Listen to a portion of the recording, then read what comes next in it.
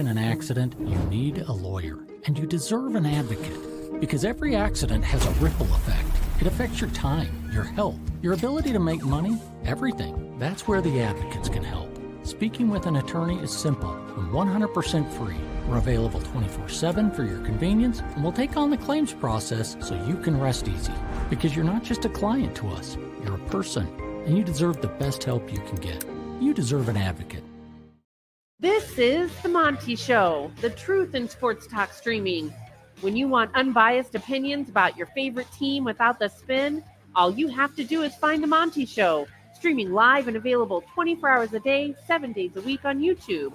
And now, here's Monty. Hey, the Monty Show live on Tuesday, February 18th, 2025, and we are presented by The Advocates at theadvocates.com. Don't forget, coming up Monday, March 10th, The Advocates, the best injury attorneys in the business, are working with the Utah Blood Bank to drive blood donations on March 10th. They will have a blood drive at their office in Murray, Utah. You know The Advocates, theadvocates.com. No matter where you are, Washington, Seattle. I was in Seattle over the weekend. Flip on the TV, watching the Four Nations tournament, which has been amazing. And what do I see? I see an ad for The Advocates at theadvocates.com. Washington, Southern California, Las Vegas, you name it. Utah, wherever you are, you're covered. Get clear, risk-free advice at theadvocates.com. Big show for you. Gloria Nevarez, the commissioner of the Mountain West Conference. We had a chance to catch up with Gloria yesterday. We will air that interview in its entirety coming up in 57 minutes. And it was a really good conversation. And I will tell you, I think one of the most compelling parts of this interview is a bite I tweeted out. If you don't follow me on Twitter, I'm not sure that you are mentally well. But the point is, I asked Gloria Nevarez straight up, how close was the Mountain West to collapsing? How close do you believe the Mountain West was to not existing after all of this poaching and all of this stuff that's gone on with the Pac-12? Was that an actual reality? Yeah, there was definitely a couple days there in the middle as schools were announcing their departure that we didn't know what the future held and what it looked like. But what happened rather quickly was the remaining 7 schools really came together and said, "Hey, we want to make this thing work." So it went from what are we going to be to pretty quickly we're going to survive. Yeah, fantastic conversation, and I think it is very rare that you get somebody in the middle of a news cycle who is sitting front and center in the middle of a news cycle to come on and talk about those issues. Gloria Nevarez did it. We'll play that interview in its entirety coming up in 56 minutes from right now here on the show. But I think one of the bigger issues is, and one of the things I see on social media all the time, has Gloria Nevarez done a good job for the Mountain West? And when we look at these larger conversations, and certainly next hour we'll get into it, I don't know how you come out of the situation that Gloria and the Mountain West found herself in a better position than they are now. I mean, they certainly have taken the hammer back from the Pac-12. She's going to talk about where they are in their media rights deal. She's going to talk about, one of the things that I think is a really interesting question is, should the Mountain West have done a scheduling agreement? And her answer really changed my opinion about how this thing all came together and what the Mountain West was doing. And Jake, I again will say, after talking to Gloria Nevarez, I think that the Mountain West Conference is in very good hands. Yeah, I mean, I think that there's a reason that she's respected by her TV partners. I think there's a reason that she's respected by the member institutions in the Mountain West. And I think there's a reason the Mountain West has been able to bounce back from the poaching situation. I mean, you don't just magically, reinvent yourself and become a conference again for no reason. And I also think that, in the interview, there was a lot of conversation about UNLV in their position and how important they are. And I think so much has been made of the UNLV situation in the media and, in our comment section and with people, talking about it. And so, yeah, I mean, I think she's done a great job in keeping UNLV, getting the conference back together. You can really ask for much better. And I think the ability to go out and get a TV deal, a new media rights deal, when that happens, will really solidify her as a really good operator at the G5 level. Yeah, I think the front office sports interview that Teresa Gould did last week, I just don't know where this situation comes to a head, but we'll talk a lot about that next hour on the show. Again, I just think we're in a very interesting time in college sports, and that includes the Big Ten and the SEC, who are set to meet this week, Wednesday, to determine how many teams are going to be in the college football playoff. And I think that this is, when we talk about, a conflict of existence, or, are we in a situation where college football is facing an existential crisis? The answer is absolutely yes.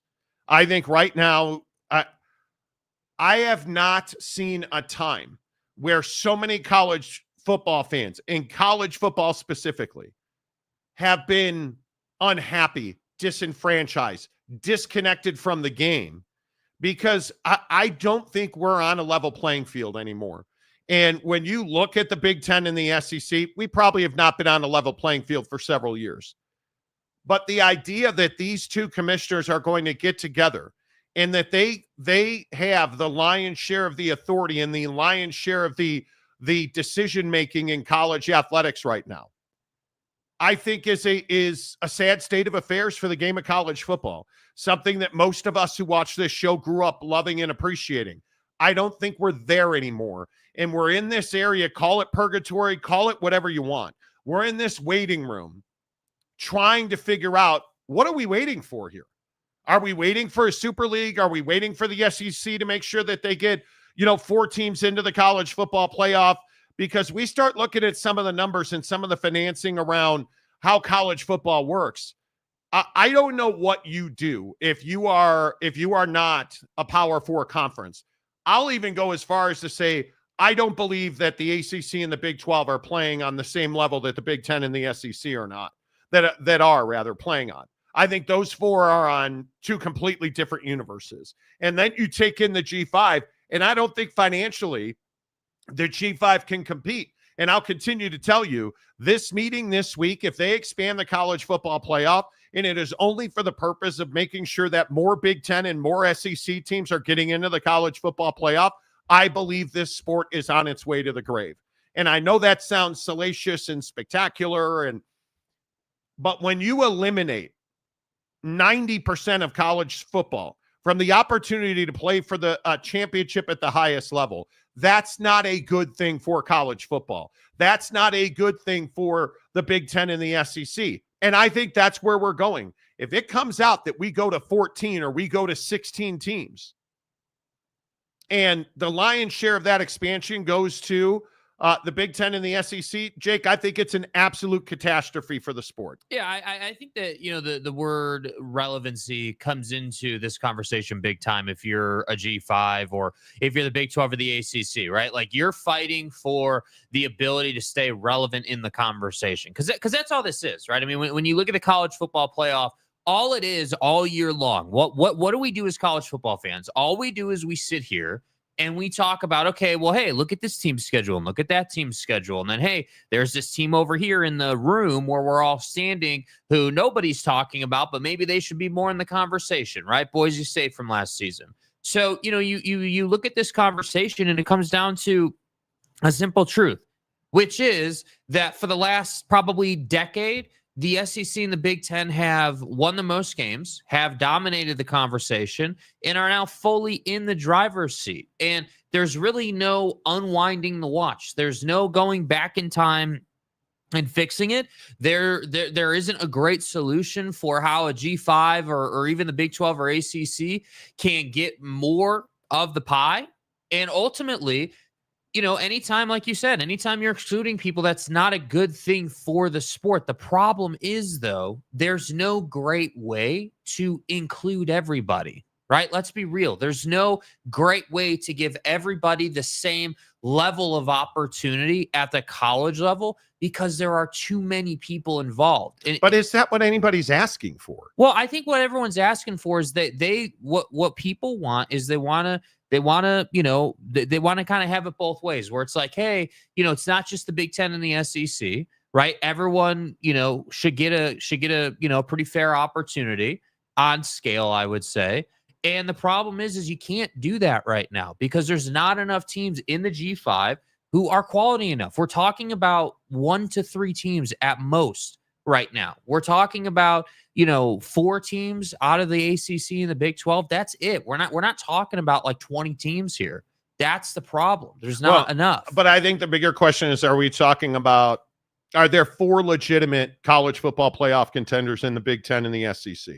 Yeah, there are. I think there might be in the Big Ten, right? Ohio State very clearly is, but Indiana was a complete joke last year. Penn State was a fraud last year. But the reality is, this is a good point. Penn State is in that conversation every year, whether you like it or not. Because they're in the Big Ten. Yeah. And it's not because they're a good football team. It's not because they belong there or they deserve to be there. Penn State is in the college football playoff because they're in the Big Ten. It's as simple as that. If they were in the SEC, they would be also ran an afterthought. They would be in the same boat with everybody else at the Mississippi State, Vanderbilt, Ole Miss. Penn State. No, because Ole Miss had a legitimate argument on the field to be in the college football playoff. My point is, Penn State's not a good team. Ole Miss was an exceptional team last year. You lost the game you couldn't lose. I think Ole Miss had a better case than Alabama, but that's not my point. When you're in the SEC, and we can go back and forth about this, and I know we have on this show ad nauseum, when you're in the SEC, if you go undefeated, you're an elite football team. If you're in the Big Ten and you go undefeated, that doesn't mean you're an elite football team. Mm-hmm. But by any measure, Oregon was a complete joke this year. Oregon embarrassed themselves this year. So let's not please pretend that Oregon was elite and Penn State was elite. The pedophiles at Penn State had no business being in the college football playoff. Indiana had no business being in the college football playoff. They simply did not. And so we can go round and round about this. But at the end of the day, I don't have any question on any level. Greg Sankey and Tony Petitti are going to do everything they can do to make sure their constituents have more spots than your favorite conference does, period.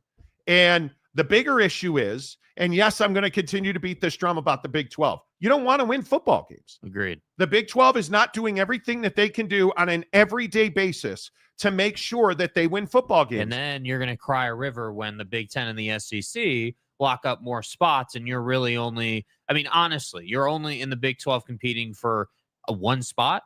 I mean, if we're really in most years right now, you're competing for 1 spot. I mean, for the Big 12 to get 2 teams into the college football playoff would be an absolute coup, in my opinion, with where the conference is at. Like, it used to be, okay, hey, Texas, and then maybe there's a second team, right? You could really rely on Texas to kind of get you places in the Big 12. But after what we saw this year out of Utah, and again, I know I like what Utah is doing. The reality of the situation is they're going to have to prove it on the football field. So let's just be totally fair in the Big 12. The Big 12 doesn't have a team that has any business talking about the college football playoff right now. And that's a huge problem for this conference. And again, we can sit here and talk about how great the Big 10 is. The 4 teams from the Pac-12 did absolutely nothing. Absolutely nothing. At the end of the day, you make money in the college football playoff by winning games. That is the system that we live in. And who won the games? Yeah. Ohio State won the games. You gave Penn State the easiest walk to the college football playoff final, and they couldn't perform. Right? Like you look at the way that this money is distributed. And I just don't know I don't know how you fix that because Tony Petitti and Greg Sankey don't think that's a problem, what you're looking at right there. And look at that graphic, too. And consider what matchup we got in the college football playoff. Texas, Arizona State. How big is Texas leaving your conference now? Because if Texas was still in the Big 12, we'd be having a different conversation. But they're not. They're in the SEC. I think the meetings that are happening this week with the Big Ten and the SEC they're transformative because they're not meeting simply because they miss each other and they want to be in the same room. They're meeting to count their money. And you're watching the college football playoff be taken from your school. So when you look at, I don't know, the Big 12, because I think it's the perfect example. Oklahoma State doesn't want to win a national championship. They're not interested in competing at the highest level of college football. Baylor is not interested in competing at the highest level in college football. Arizona is not interested in competing at the highest level in college football. They're not. We can go up and down this conference. Most of the universities in this Big 12 conference are not willing to do what it takes. They don't have the intestinal fortitude to do what it takes to win at the highest level. And until that changes, this conference is going to be an afterthought, and also ran.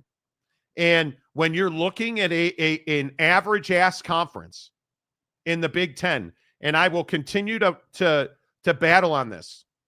Everybody wants to sit here and tell me, oh, the Big Ten is now the supreme conference. The Big Ten has won the national championship 2 years in a row. Does that mean they have the best conference? 100% it does not. It does not. Don't try to shine me on Penn State. Don't try to shine me on Indiana. Don't try to shine me on Oregon or SC or Washington or UCLA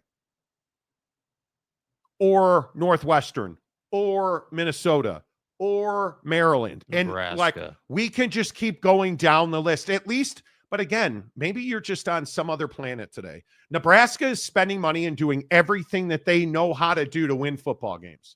You hired the best available coach. You have spent money and invested money into NIL and collectives. You're relevant. You got the number one quarterback in his class to show up in Lincoln and play football. And he's good, even though he's Patrick Mahomes light, right? I look at Nebraska as a program that's moving in the right direction.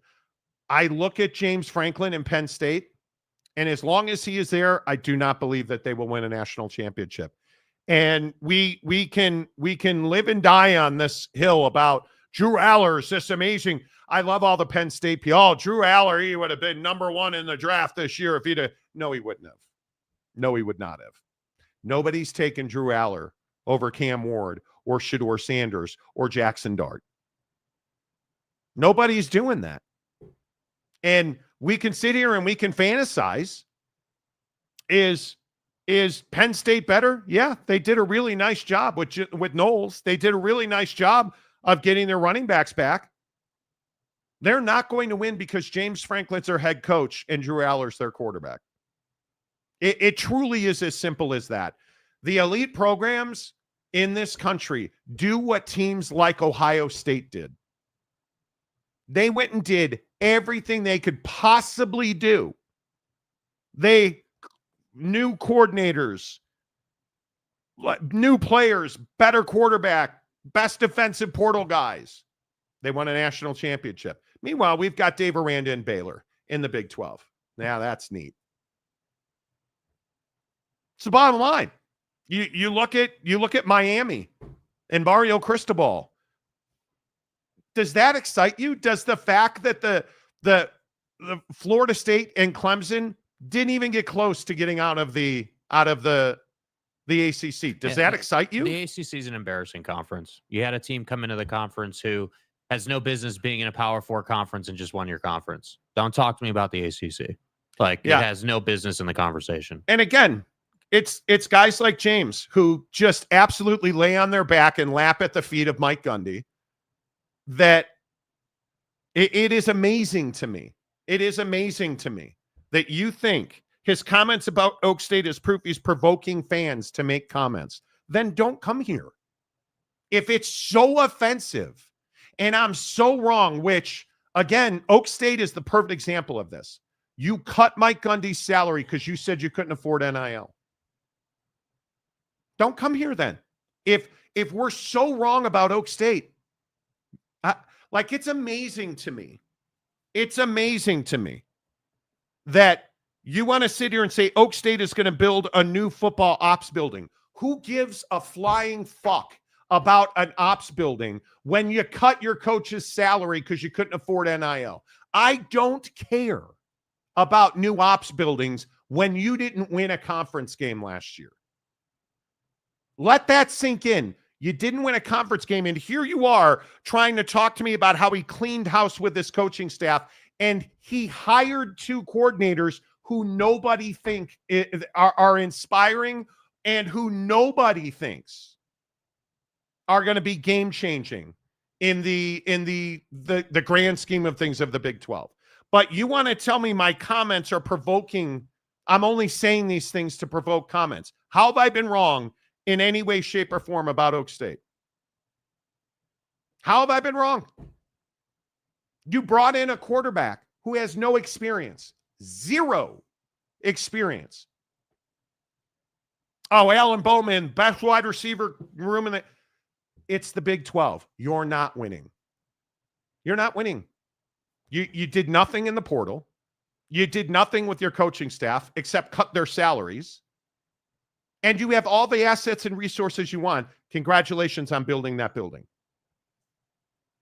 I'm here for it today. Yeah. I'm here for it today. I'm tired of the Big 12 fan who routinely beats down my DMs on, now it's everybody on TikTok. Oh, well, why don't you like Avery Johnson? He's a phenomenal, I'm talking to this guy, Kevin, who's a K-State alum.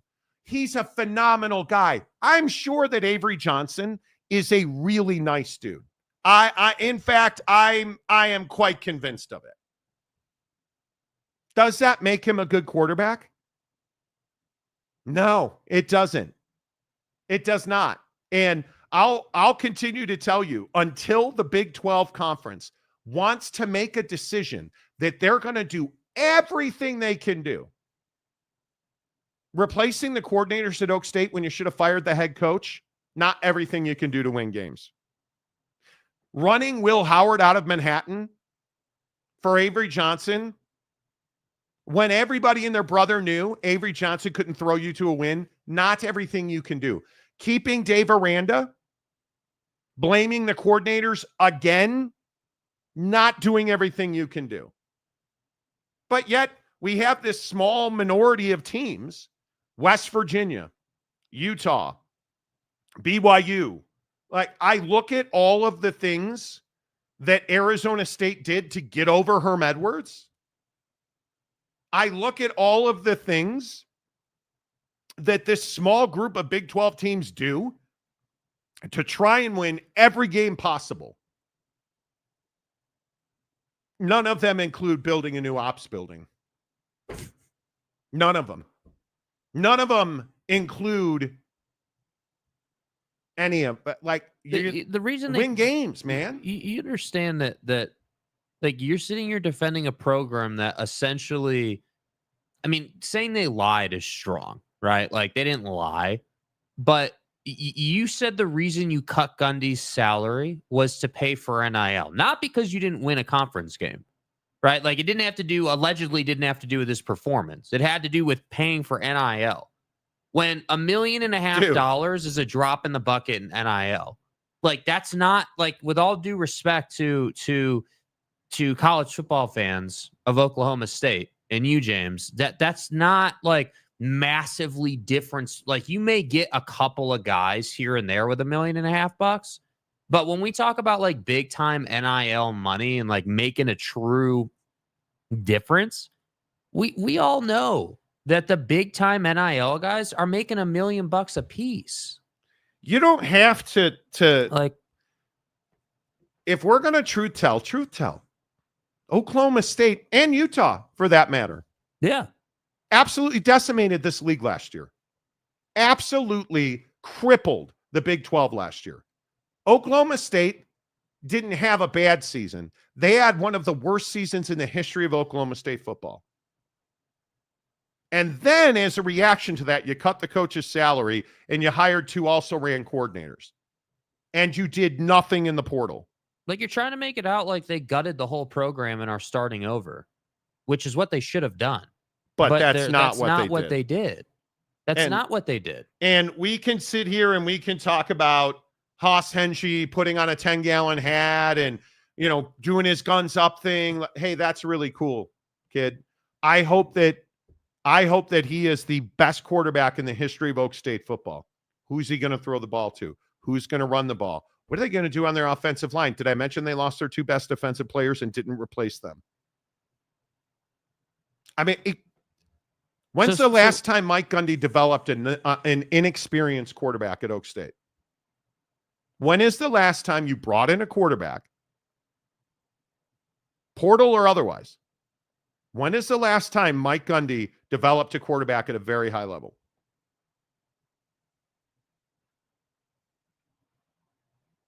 Did you hear that deafening silence? Because it doesn't happen at Oak State. It does not happen at Oak State. So I'm still trying to understand how we're the ones, or he's the one by your comment, we're saying these things to provoke comments. The reality is that Oklahoma State is not, again, relevant, right? Like, you know, when you look across, whether you want to look at the Big 10 or the Big 12 or whatever conference you want to look at, it's relevancy in the conversation. Yes. So while you and I disagree on some schools, right? Like, if we're going to truth tell, right? Apparently this is Truth Tell Tuesday, apparently. Like, if we're going to truth tell, cool. Nebraska's going the right direction. Cool. This program's going the right direction. I don't care until you start, like, actually competing to get into the college football playoff. Nebraska was nowhere in there. Oklahoma State, nowhere in there. Now, at least at Nebraska, you got some good stuff to talk about. At least, like, there's some positivity happening where that's not even happening. You are Oklahoma clearly State. moving. And listen, like, my point is that these schools and these leaders and administrators have to start understanding it's not good enough just to say you're gutting the program and we're starting over. Like, again, let's criticize Utah for a minute because everyone says we love Utah. Hey, you just had one of the worst seasons in Kyle Whittingham's tenure at Utah, and it so happened to have one of the worst timings that it could possibly be in your first year in the Big 12. And the only thing that I can give them credit for is they did actually wipe out, like, all of the staff. Right? You wiped out the entire staff, and Kyle Whittingham identified that they need a real tangible passing game. So what did you go and do? You went and got a coordinator and a quarterback from the same offensive system and brought him in to reinvent your offense because your defense wasn't the problem. So I grow fatigued when I see these comments. We can sit here and we can go round and round about what's working and what is not. The Big 12 and the ACC are on the outside looking in. It's as simple as that. And I lose my patience when, and I don't know, is Mike Smith here today? He may be or not. I lose my patience when you're not putting billboards up for your football coach to get fired when your football coach should have been fired 2 years ago. Yeah, and by the way, that's not even like an opinion unique to us. Like, yeah, I'm certainly not, and we on this show are not huge Mike Gundy fans based on his performance. No. But we're not alone. Like, let's not act as if we're alone in saying Gundy should have been fired. Mike Gundy lost me at the DUI stuff. We can talk about the money and the NIL, and Mike Gundy lost me when he justified Ollie Gordon's DUI. Yeah. That's when he was dead to me. Must have done it 1,000 times in my life. That's when he's dead to me. What? I mean, yeah. Jay Chapman, if you're not in the Big 10 or the SEC, you're over a barrel. I agree with that. Yeah. I agree with that. Xavier Wolf says college football is pain. And yet here you are. Main event, top of the morning. Hello. Oak State James. The SEC and Big 10 get 4 each. The ACC and Big 12 get 3 each. Okay, stop right there. Walk me through how the ACC and the Big 12 get 3 each. right now. Well, help me understand. Again, with all due respect, help me understand. How does that work? How does that work? What do you mean the ACC and the Big 12 get 3 each? Dude, they don't get 3 each. That's the precise problem we're talking about on this here program today. Is that the Big 10 and the SEC are meeting, and they're going to get, if they get their way, in the college football playoff, which, again, what's the best determinant of what's going to happen? Well, what's happened in the past, right? So if college football continues to trend the way it has, the SEC get this through your head, are pushing for 4 each at a minimum, At if a not minimum. 5.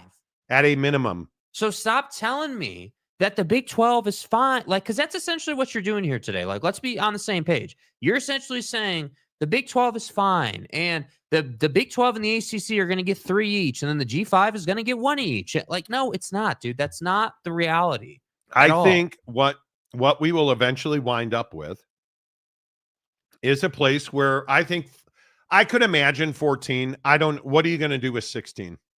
How early are you going to start? If you go from 12 to 16, you're building in weeks more of the college football playoff. No, what do you have, 5 weeks with the playoff at that point, or 4 weeks at least? I look at this idea that the Big 12 and the ACC get 3 in. So how would that have worked last year?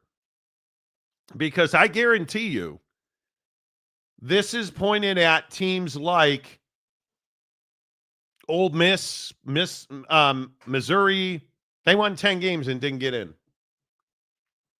I guarantee you that when you look at Alabama, LSU, and South Carolina, they would have been in an expanded college football playoff. As average ass as Alabama was last year, as average ass as LSU is every year that Brian Kelly's the head coach. Think about what you just said right there. Just not to cut you off, but just to put the Oklahoma State thing in perspective.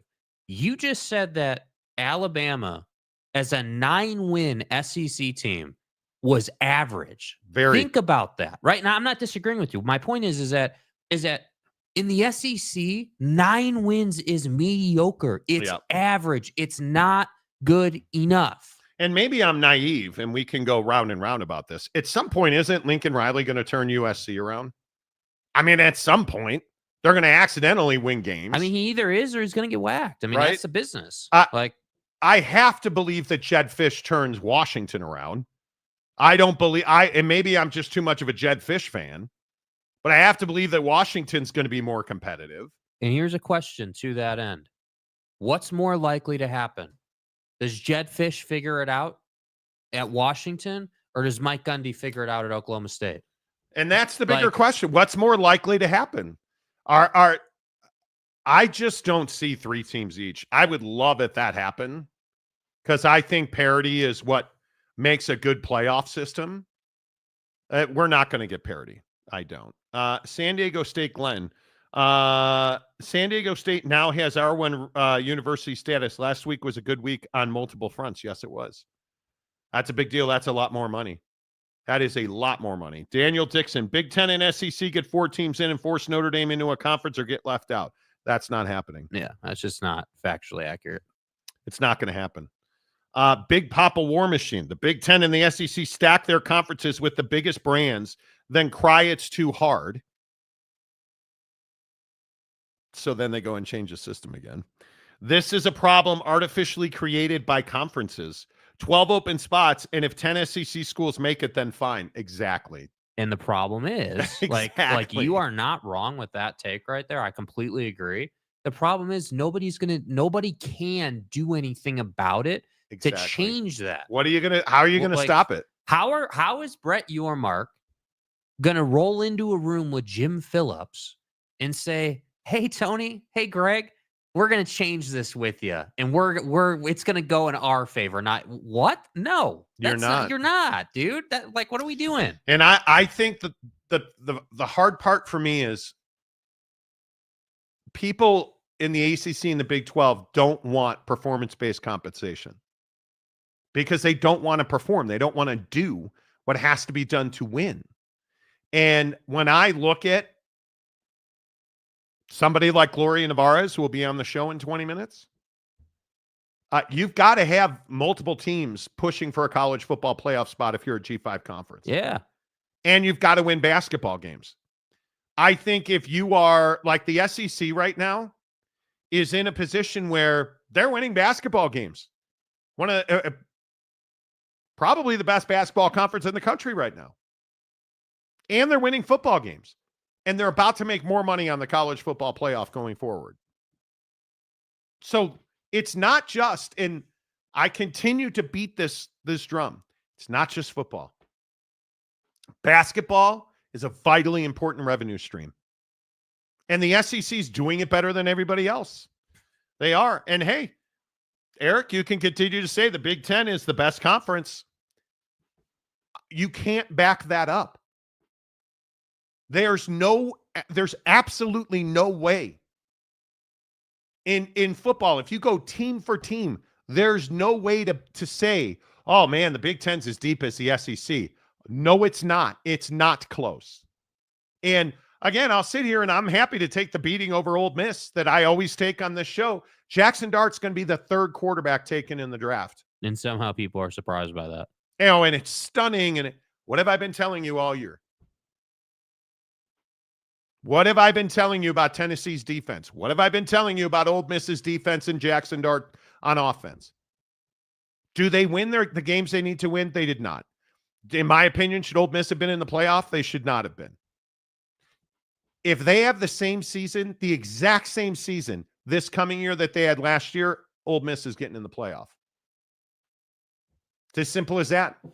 Because the SEC is going to get more spots. The Big Ten, Eric, they're going to get more spots. Does that make the Big Ten a better conference? No. No, it does not.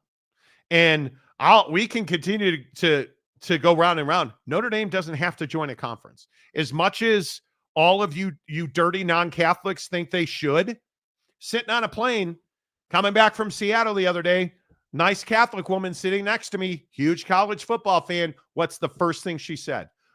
Why do you think Notre Dame won't join a conference? It needs to happen. God bless. And I said, well, why do you think it needs to happen?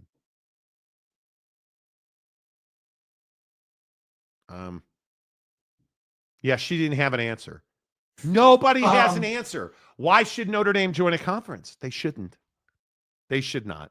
Good morning, Steely. Monty cracking me up about Oregon. But am I wrong about Oregon? And again, Oak State James or whoever fan base I pissed off today, tell me I'm wrong about your team. How am I wrong about your team? I don't have the emotional build an IPF to block the mountains that you guys do. Yeah. I don't have that problem. So I don't have to be, man, I want it so bad. I'm already a repressed Chicago sports fan. I've been beaten down. My emotions are dead or at least buried deep inside my rectum. So they don't bubble up very often because we never win. So what I'm trying to say is I'm unemotional about it. Whether it is, again, Indiana, every Indiana fan that came in here this year. How many Indiana? Well, we're going to show you. How did that work out in South Bend? How'd that work out in Columbus? Because you're not a good team. You didn't play anybody. You played the also-rans of the Big Ten. It's what we talked about with Baylor. How did Dave Aranda get a contract extension? Well, he had a great 8-win season, Monty. Yeah, by beating the hell out of the worst teams in the Big 12. That's not a good football team. Is that a team that can compete in the Big 12? Yes. Is that a bar for being a good football team? No, it's not. Unfortunately for the Big 12, it's not. If I said to you, the best team, who was the best team in the Big 12 last year? Arizona State, Colorado, BYU, any of those teams competing to win the Big 10 or the SEC? Nope, they're not. And again, you don't have to like it.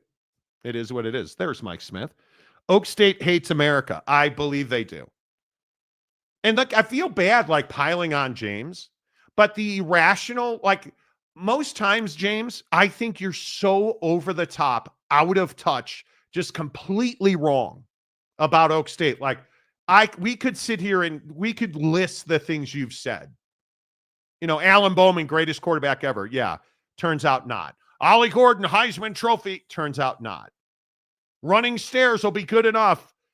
Turns out it wasn't. Best wide receiver room in the country anybody's ever seen. Not close.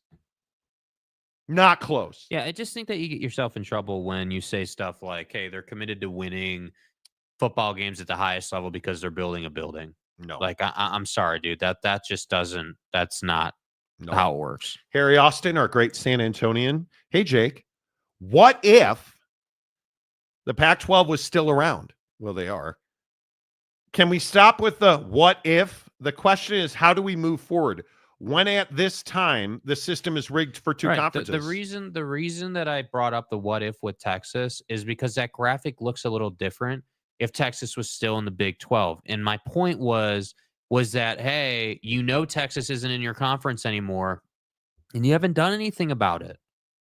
And yet we're still sitting here justifying, Mr. Clean and the mullet in the Big 12. Like, we're crying poor in the Big 12, but you haven't done anything to change it. It's the Oklahoma conversation. Yeah. You didn't want to play Oklahoma, and the Big 12 is not going anywhere. The Big 12 is well heeled. The Big 12 is in good shape. The Big 12 has a ironclad grant of rights. But somehow our comments are only being made to provoke people. Yeah. Like, come on, dude. But that's all we do on this show. Monty loves him some Ole Miss, who have won nothing. I agree. The Big Ten and the SEC are all about the elite teams, not the depth. No, contrary. See, that's just not correct, dude. I totally disagree with that. Depth absolutely matters because those two teams want 8 of what I think is going to be 14 teams in the college football playoff. Do some math. That's over half. They want. I could see a world where if you go from 12 to 14 and each of your conference champions gets in with the highest rated G5 getting in, highest ranked G5, right? So that's 5 teams guaranteed. So now we have 9 spots left. Do you really think the Big 12 and the ACC are going to get 6 of those 9 spots? Why would they expand why would the SEC and the Big 10 move to expand the college football playoff if they were going to give up more spots? Not get more spots, not make more money. Would they expand to give the ACC and the Big 12 more access? Can't say they would. Can't say they would. San Diego State Glenn, what? No per don't mention? Dude. It's funny. Where did the lady on the plane go? Oh, West Lafayette's such a nice little town. And when she said she went to Purdue, I said, you mean Purdue, right? She did not appreciate that. She did not appreciate that. Jay McClenahan. Monty, if you were the Big 12, what would equal the playing field? I would say seeking private money would be the top of the list. Yeah, again, I don't think there's any doubt. What you need is more ability to go out and get the best talent in the country. And right now, that ability is tied to money. Like, you can have a great program. Coaches are going to sit here and say they only recruit the best kids. Okay, cool. The reality is it's all about NIL and what you're going to pay a kid. Like, it's not difficult. The numbers don't lie. Hey, is that the SEC to $186 million in collective funding and averaging $13.9 million in collective funding last year? So walk me through again how cutting Mike Gundy's salary by $1.5 million for NIL is supposedly some huge thing. So the only conference in double digits, and then the Big Ten right behind at $9.7 million on average. And where is the Big 12? $7.2 million. So let's call it about half of what the SEC has. Half. And you spent less than you did in 2023. Half on average. That's a problem. And then when you look at the top 25, to your point, what if Texas was still, they're not. Look at the top 25 NIL programs. Look at that. That's wild. That's what you lost. And you're trying to tell me that we should be happy about what Oklahoma State or Baylor or any of these these programs are doing. Look at the SEC at the top of this list, and look at the Big Ten with only Michigan and Ohio State. That's insanity. And I think so, Jay, to answer your question, yes, you need to sell an equity stake in your club. It's what they're all doing in the NFL. It is what they are all doing in the English Premier League. It is what they are doing in the NBA. The Luka Doncic situation in Dallas. Mark Cuban's a minority owner, not a decision maker anymore. So what he's doing is he's investing his money. The Big 12 needs a cash infusion to help their schools win more games and make more money. Because ultimately, and this is probably where the rubber meets the road. Oak State's a great example of this. You have all the assets and resources you need in Stillwater, and you still cut the coach's salary because you said you couldn't afford NIL. Yeah. And we can go back, and I'm happy to do it. And we can talk about Mike Gundy and his ridiculousness with NIL and paying players. Player retention is based on money. I'll give you an example. If you're playing on our team and we go 3-9, and right now you're making $12,000, and we say, hey, if you come back, we'll pay you $250. What are you going to do? Player retention is probably 90% built on money now, not other things. It's changed. And they cut that man's salary when he just sat up there and said, well, it's all about player retention. It's wild. Oak State James now paying us $5.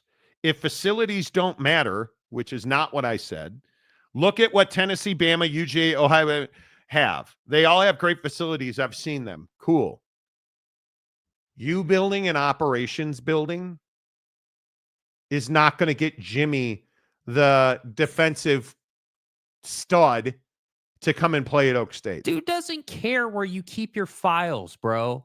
Dude cares about the weight room, the cafeteria, and the film room. The bro. IPF. Jesus, he cares about the IPF. Bro, this is not hard to understand, my guy. This is not difficult. You have all of the assets and resources you need at Oak State. You can, and again, James, I am as guilty of this as anybody because I'm a Chicago Cubs season ticket holder in spring and in the regular season. I am paying the Chicago Cubs not to sign Alex Bregman. You are paying Oklahoma State not to win football games. Or the other 75 college football teams you support. You are paying Oak State not to win football games. If you are a Baylor fan, you are paying them not to win football games. Like, I am legitimately surprised. Honestly, surprised that you're not upset. That Baylor fan is not upset. That, like, there seems to be this sort of, oh, yeah, it's fine. Like, they're building a new building. They cut Gundy's salary. They wiped out the coordinators. Like, we're doing the right things.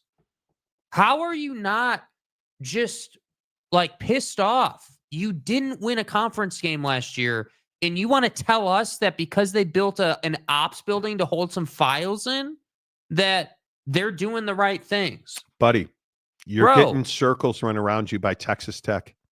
My God. Let that sink in. Oklahoma State is getting outperformed by Texas Tech. Like, you'd have thought, that's a great point. You'd have thought that Gundy would have had Joey's portal this year after what happened. You'd have thought that he'd have moved heaven and gone earth out and just been the Jesus Christ of the transfer portal. But no, what did we get? We got another average ass, mediocre. Did you see the hat that Hengy was wearing? Hoss Hengy, Alan Bowman wannabe quarterback out of the port. Come on, dude. James, you had better hope like, that Hoss Hengy has a year of years like we've never seen. I just need to say this again because I feel like we always get into this with mediocre team in the Big 12 fan. I want to say this again. I would love to roll up on this show one day and be able to talk about, wow, did you guys see what Gundy's finally doing in Stillwater? Did you see what Spike Dykes kid's doing in Fort Worth? Did you see what Mr. Clean is doing in Waco? But unfortunately, here we are again. Harry Austin, Oak State should have fired Gundy, period. Not sure how this is even up for discussion. Right. Like you'd have thought that Oklahoma State fan would be really upset with like where the program's at. Mike Smith says, don't make me go full clean coal on your considerable posterior. Right? Like Nebraska has been bad on the field for years. Yes, they have. Thankfully, we have no debt, Big Ten revenue, and desire to get back in the game. Right. And Matt Rule is a really good head coach. Hey, and look at the Like, systematic changes. Yeah. And I love my guy, Trev Alberts. I love that man. I know him well. That had to happen, in my opinion. And I remember talking about the day it happened, and everyone was shocked by it. Systematic changes at Nebraska that allow you to go out and get Raiola, that allow you to go out and hire Matt Rule, that allows him to go and hire systematic changes, not cut the coach's salary. That's not systematic changes. And again, as I think we all have said, Utah crippled this conference with Oak State last year. Utah made massive changes. I mean, and I know most of you probably don't even know this because you don't watch Utah football. Understood. What Kyle Whittingham did is so out of character for him. Yeah. The changes he made on the offensive side of the football, we've never seen in his entire career. We've never seen changes like that before. Never. Let's see. Nebraska has excellent facilities and is moving in the right direction. You must be trolling. You must be trolling. You must be trolling. And the Eagles should have fired Sirianni, but they did not. And the Patients helped them win another Super Bowl. They also didn't cut his salary. And he also didn't go out and hire average-ass retread coordinators. And they also went out and got one of the best players in the NFL. Did Mike Gundy do that in the portal?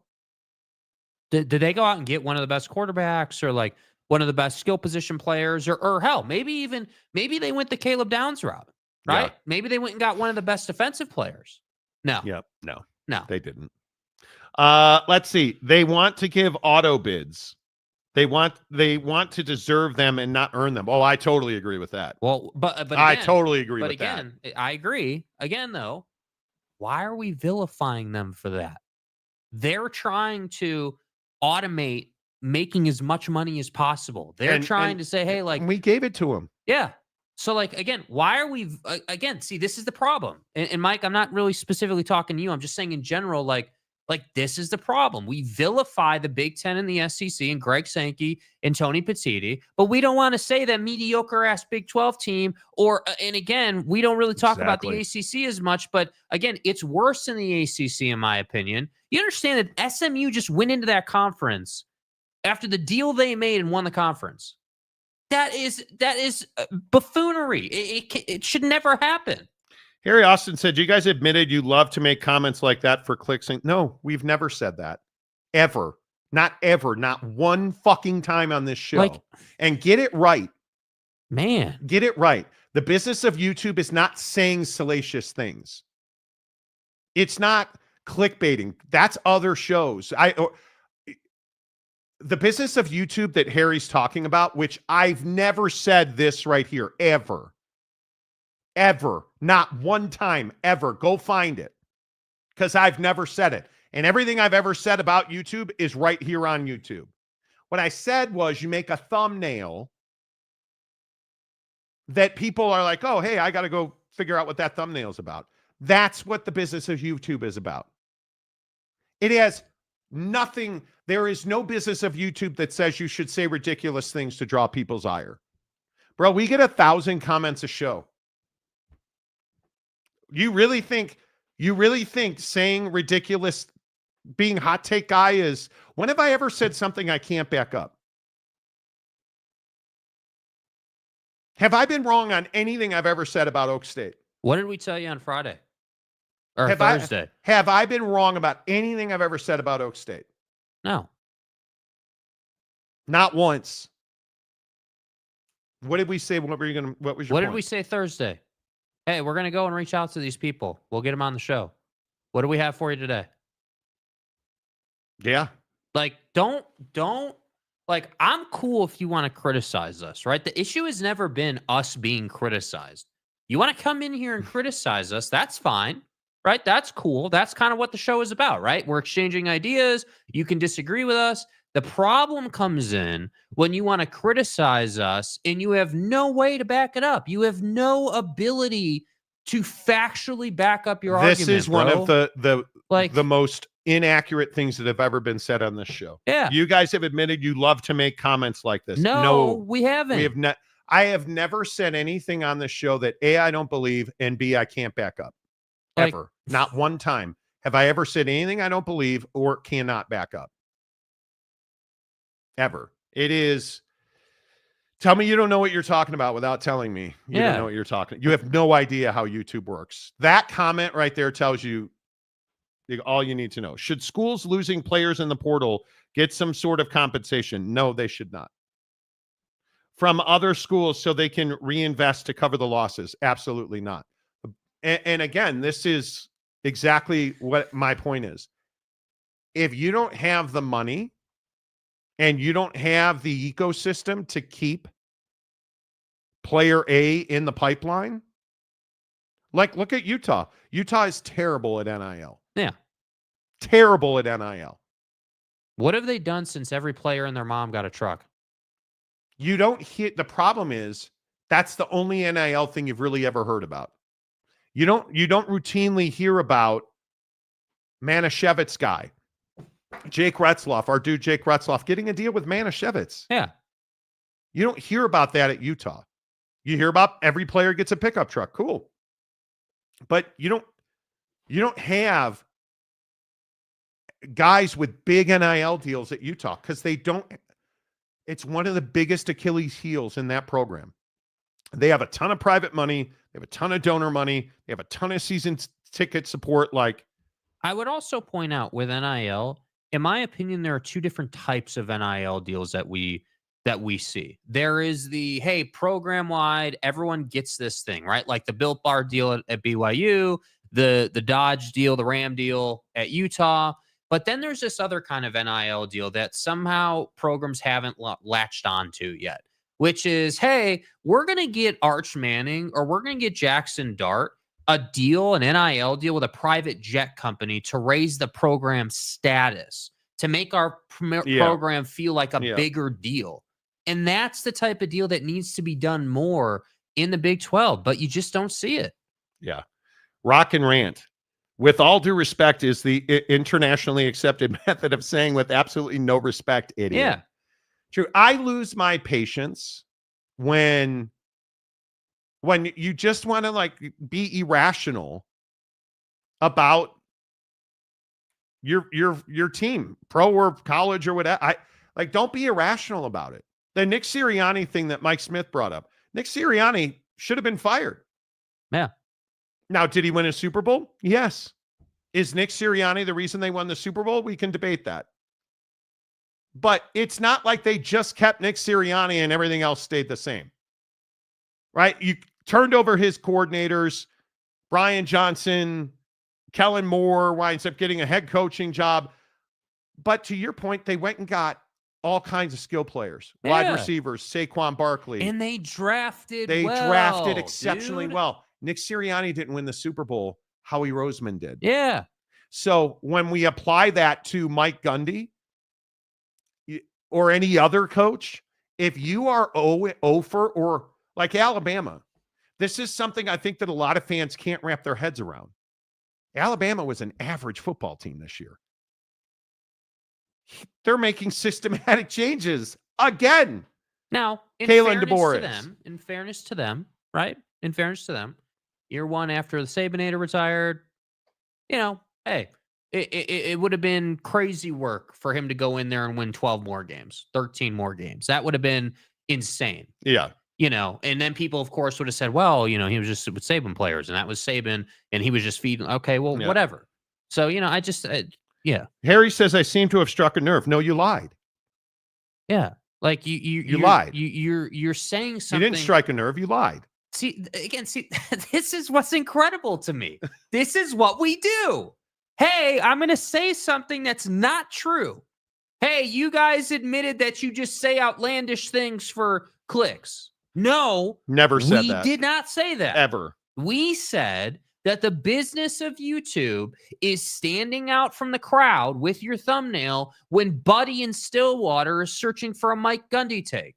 Yeah. That's the business. Yeah, I'm amazed by that. I am amazed by that. It is wild to me. All right.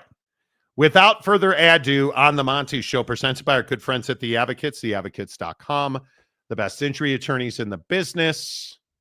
See, football has become a year-round thing now.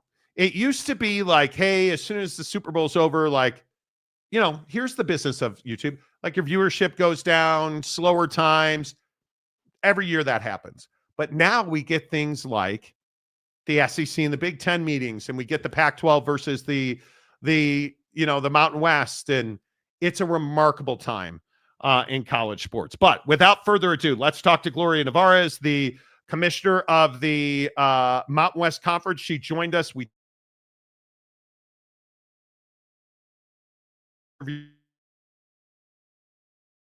the situation and the current state of affairs in the Mountain West. How close do you believe the Mountain West was to not existing after all of this poaching and all of this stuff that's gone on with the Pac-12? Was that an actual reality?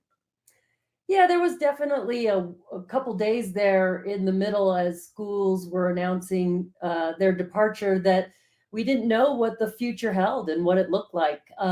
But what happened rather quickly was the remaining 7 schools really came together and said, hey, we want to make this thing work. So it went from what are we going to be to pretty quickly we're going to survive. Well, and I think that's another thing, and we've talked about this on the show at length. You know, you talk about surviving. Nobody's in the business for survival, and I think that's one of the hardest things here.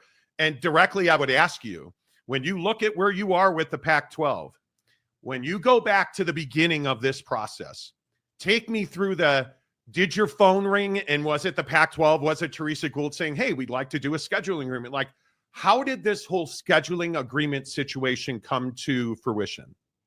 That was me working with the 2 schools directly, because at that point, George Kliavikoff was still the commissioner, although he wasn't very active in working with Oregon State and Washington State. And so that was me directly with those 2 athletic director schools.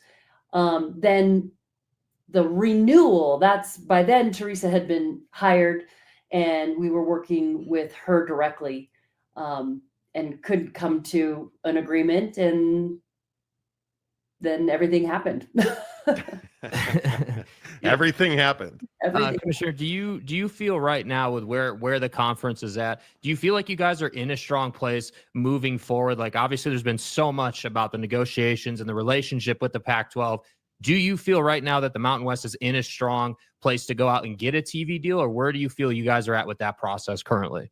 Yeah, absolutely. In fact, I had just done an around the room last week with our athletic directors, and they felt really good. We have certainty. We have membership. We're talking to our television partners right now. We will have a media deal. And, you know, the ones that are joining us are really excited, and they're, you know, the halo effect of becoming Mountain West members has really excited their bases, and they're committed to coming in and making an impact. And listen, it's okay if you want to break some news on the show, and, you know, if you want to, how close are you? How confident? And obviously you're going to say, hey, we're really confident. We feel great. And I totally get that. But we have talked to many people in the media, and I will tell you this directly. You are, whether you understand this or not, you're very well liked. You're very well respected. And one of the things that really stands out to me as we talk to people in television is when you call them, it's not like people are like, oh, great. What are we getting into here? So the question I would ask you is, A, how is your relationship with your TV partners from your perspective? And B, how close do you actually think you are to getting a new media rights deal for the Mountain West Conference? Yeah. So we've had long-term partnerships with CBS and Fox at the Mountain West. And of course, I've been in this business for 30 years. So of course, it's a small world when it comes to that. We've known each other for decades.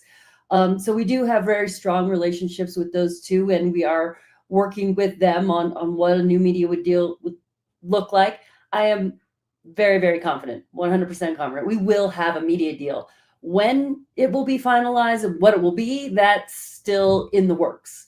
And these things take time, and we're ahead of schedule. So while we're moving with urgency, I don't think we have a rush to hit a deadline. But I also think you're in, maybe race is the wrong way to put it. You're in competition, because one of the things that I think is very interesting about where you find yourself right now is there enough money for 2 deals with the Pac-12 and the Mountain West? And again, not survival, because I don't know that anybody just wants to survive. Can the Mountain West and the Pac-12 both get deals that allow you both to survive and to thrive in the same marketplace? Yes, I believe so, because, the deals, part of it is financial, certainly, but also it's exposure and getting your games and products out there to a wide audience that then also increases value. So I do feel there is money out there, certainly because we're competing against each other and there's 2 different packages of inventory in the market. I think we're pulling each other down to some degree because there's competition. But I don't think it's mutually exclusive. Well, I think that's the right way to say it. I don't know that there's not multiple TV deals, but I think the other part of this landscape is it's not like there's a ton of availability in after dark windows, if you will, in the windows where you want your prime time game to be played, your best game of the week.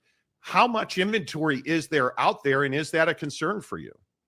The inventory, again, the volume of inventory hasn't changed. It's just changed conference alignment and the negotiating parties. So it's still very valuable inventory. And, again, I think there's enough to go around, but, new look media deals, it's not go to one partner, take all our inventory, and then get a second partner. It's really, all right, partner, what do you want? What are you looking for this round? And how can we work together to craft that? And many conferences have multiple partners. It's, usually a couple linear, some digital, that type of thing. So it'll be an exercise in, getting creative and bringing new partners to the table, perhaps, and figuring out how to get our inventory the best possible reach. And to that point, with trying to be creative, do you value streaming at a high level? I know that there's been a lot of conversations with the Pac-12 in the past before they got to their current situation about how much their deal was going to be streaming versus linear. For you as the commissioner of the Mountain West, is streaming a really valuable piece, or do you think linear is much more of where you guys need to be? I do think streaming is very valuable. In fact, we have everything that's not picked up by linear partners is free to the public on the Mountain West network. So we still have our own collegiate network that streams at a very high level. Some of our product, especially football and men's and women's basketball games, linear still is where you find the most reach. And when you partner with folks like CBS, who also have the basketball tournament, the NCAA March Madness, there's a real marketing pump and lift you get with being affiliated with those types of partners. Yeah, and I think you look at your TNT deal. I think that is very fascinating, because obviously TNT in that family. And I also would love to hear you talk about basketball a little bit here, because we have heard repeatedly how important basketball revenue is. And listen, I know we're all about football and football money, and how important would you say to you as a commissioner, when you look at your books and you look at the financial picture, how important is basketball money to the lifeblood of the Mountain West? The money is real. It's significant, but it's also how we identify ourselves. We've always been a very deep basketball conference, multi-bid. The media partners tend to value basketball at 20% of the total media pie. So if you're looking for a percentage, that's the one commonly used by media partners. Yeah, and I think the reason I ask you that obviously is with this new grant of rights and the statement you released, we've seen the grant of rights now, we've seen the memo of understanding. Obviously, Las Vegas is a critical part of your infrastructure now and your footprint. You guys have committed to moving there. So take me through the importance of UNLV in your conference, because we've heard so much about how the Pac-12 is hunting for UNLV and they're trying to make that happen. And firstly, why did you release that statement when it came a couple of weeks ago? And how important is UNLV and how important is the Las Vegas market to the Mountain West Conference? The statement, I would say the target audience for that was just as much internal as external. I think our members were like, is it true? What's happening? And we had just completed signing the full form, the long form grant of rights. And I think there were a lot of folks surmising, guessing, thinking about what the Pac-12 might do next based on the fact that we had an MOU. So it was important to tell not only our current members, but our incoming members and kind of, the media at large, that this is where we were at today. And the long form is the one that the ACC and the Big 12 use. It's been tested in the courts and withstood legal scrutiny. So, it was just important, I think, to get that out there, that it was signed and all have committed.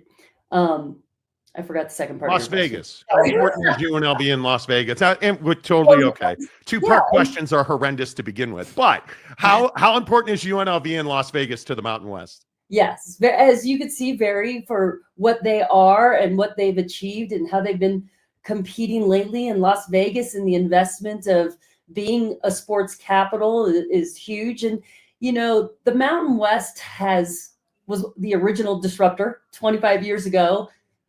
When schools broke away and formed the league, we've had schools like Utah, BYU, TCU, and certainly, we always have that next generation coming up and becoming very nationally relevant. UNLV is already there, and having them in the league is really important. But I do expect that we're going to have teams 2, 3, 4, and 5, just like we always do. Yeah, and I think one of the interesting things about that is being a developmental league, and feeder is probably strong, but it seems like the Mountain West always has this history of losing teams. And I think it's so interesting. Here we sit in Salt Lake City. Utah is the original BCS buster. The Holy War was born in the Mountain West. You think about the history of this conference and you look at UNLV. So then I go back to how prominent UNLV is in your conference. And I say, how do you now stop this from happening? And you look at these lawsuits and you look at this situation you find yourself in. At what point does the Mountain West stop having to defend its flanks and start growing and start becoming more prominent as a conference on the whole? Yeah. And, you said losing, but we are that league, from the presidents to the athletic directors to coaches to student athletes. When you're in the middle of an ecosystem, it's natural for those that are really successful in your environment to look to the next step. And we applaud that. We promote that. That's who we are. Many come back in a different capacity, coaches, former student athlete, that type of thing. And so it really is part of our DNA. And so perhaps it's never to stop growing, but that the Mountain West growth looks a lot like constantly reshaping itself.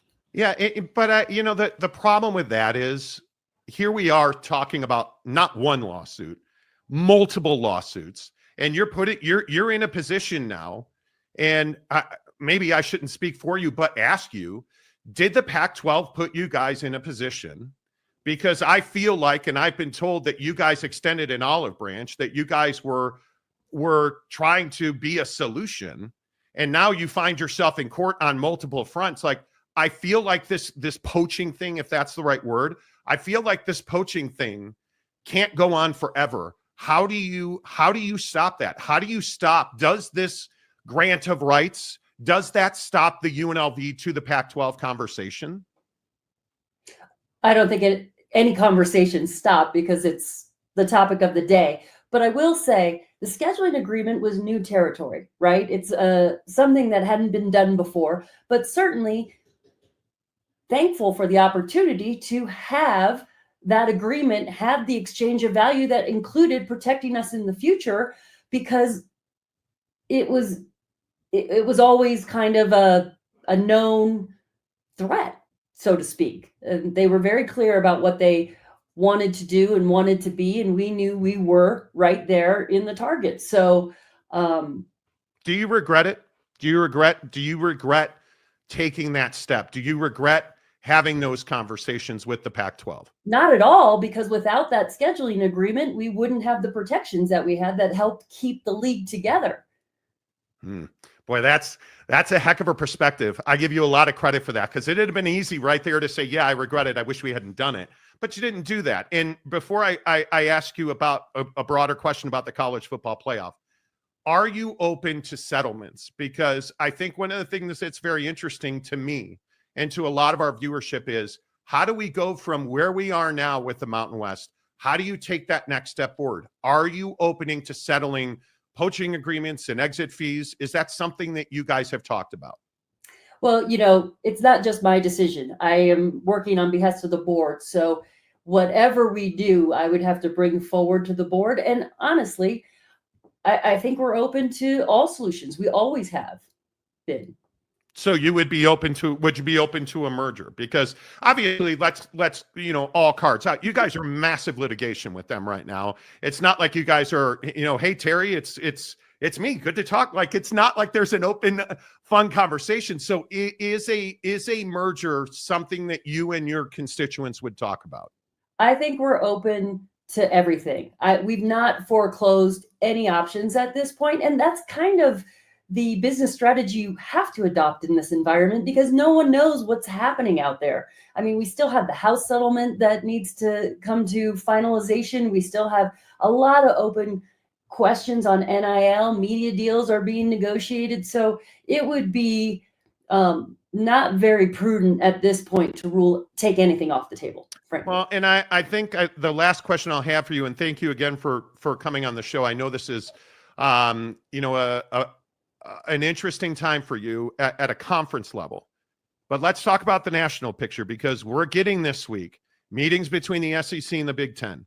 You have been very vocal about the position that your conference is in, and you came out very strongly and when everybody was criticizing, let's say, Boise State for the bye. And how does a G5 survive, the Mountain West in particular, when you have people like Greg Sankey in the Big Ten and that whole group meeting without you sitting at the table? How do you thrive and survive in this environment? Well, and remember, all the decisions are made in the CFP structure, and certainly there's weighted voting toward the power two.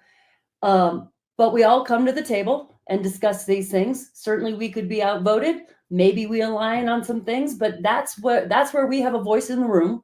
And when you talk about what we are in the ecosystem, as we discussed previously, we are a really important source of talent, frankly.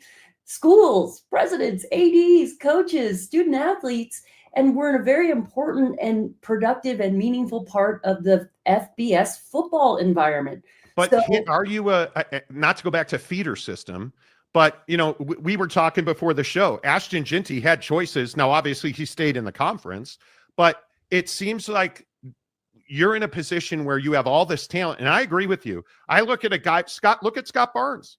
Look at Scott Barnes, who I think is a fantastic administrator, who was at Utah State and is at Oregon. Like, I don't know how you continue with that, because I feel like we're talking about a lot of money. Do you think all of your member institutions are up for revenue sharing we're starting at $20.5 million? Is that an environment where all of your membership can thrive?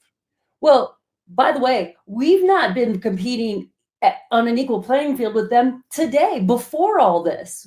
But yet we still manage to field very competitive teams. And as long as we have access to the CFP, top 5 conference champions get a berth, then we are relevant and we can still recruit and compete and be in the ecosystem. Are we in for revenue sharing? Absolutely. Are we doing 20 million per school? No. But we've never been tit for tat with those guys, but we always seem to compete. We do us well. We find the diamond in the rough and create great administrators, great coaches, great student athletes. Sure. Real quick, last question, because you've been great with your time. Thank you again. Should the college football playoff be expanded? I'm open to hearing that discussion. I came out and said I didn't think we should change it after year one. I still feel that way. I thought it was very successful year one. I thought the on-campus games were great. I thought the ratings were great. But I think all things positive. Why not talk about expansion? I'm not quite sure what that looks like yet, but definitely open to the conversation. Well, there you go. Gloria Nevarez, the commissioner of the Mountain West. Boy, there's a lot to unpack in there. I think her comment about the scheduling agreement and the poaching, rider, if you will, the poaching clause being strategic. I think it's a very interesting perspective. And we talked obviously a lot, you heard in that conversation, about how the Mountain West is a feeder and how the Mountain West continually loses top talent. And Scott Barnes is a guy that I have a lot of respect for. And I'm thankful that came to my mind. Like, he was the athletic director at Utah State when they were at their level best. And then he went to Oregon State and built a behemoth there until it all went south. Mm-hmm. But that's the perfect example. You're losing not only talent on the field, you're losing coaches, you're losing administrators, you're losing faculty and staff. Like, it is not the best place to be if you're the Mountain West, because I feel like the AAC the same, because I think those are the two best G5s.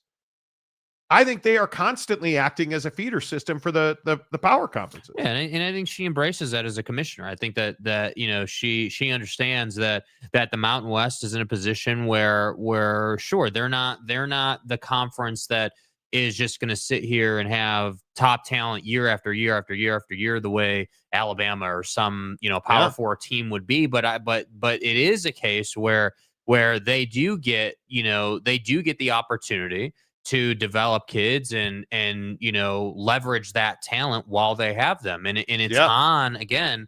And this is what we talk about so much in the Big 12, but it is a Mountain West, I guess problem, if problem's not the right word, but it is their situation, their plight in life, that they have to develop kids. They have to take maybe the kid that wasn't good enough as a freshman to get on to, again, the top teams in the country. And they got to turn 100%. That kid into, a 5-star kid, if a big time performer. And that's what they have to do, with the risk of that kid turning into a big time performer for somebody else. Yeah. And I think it is really difficult. I do think this is an existential crisis for the Mountain West and the Pac-12.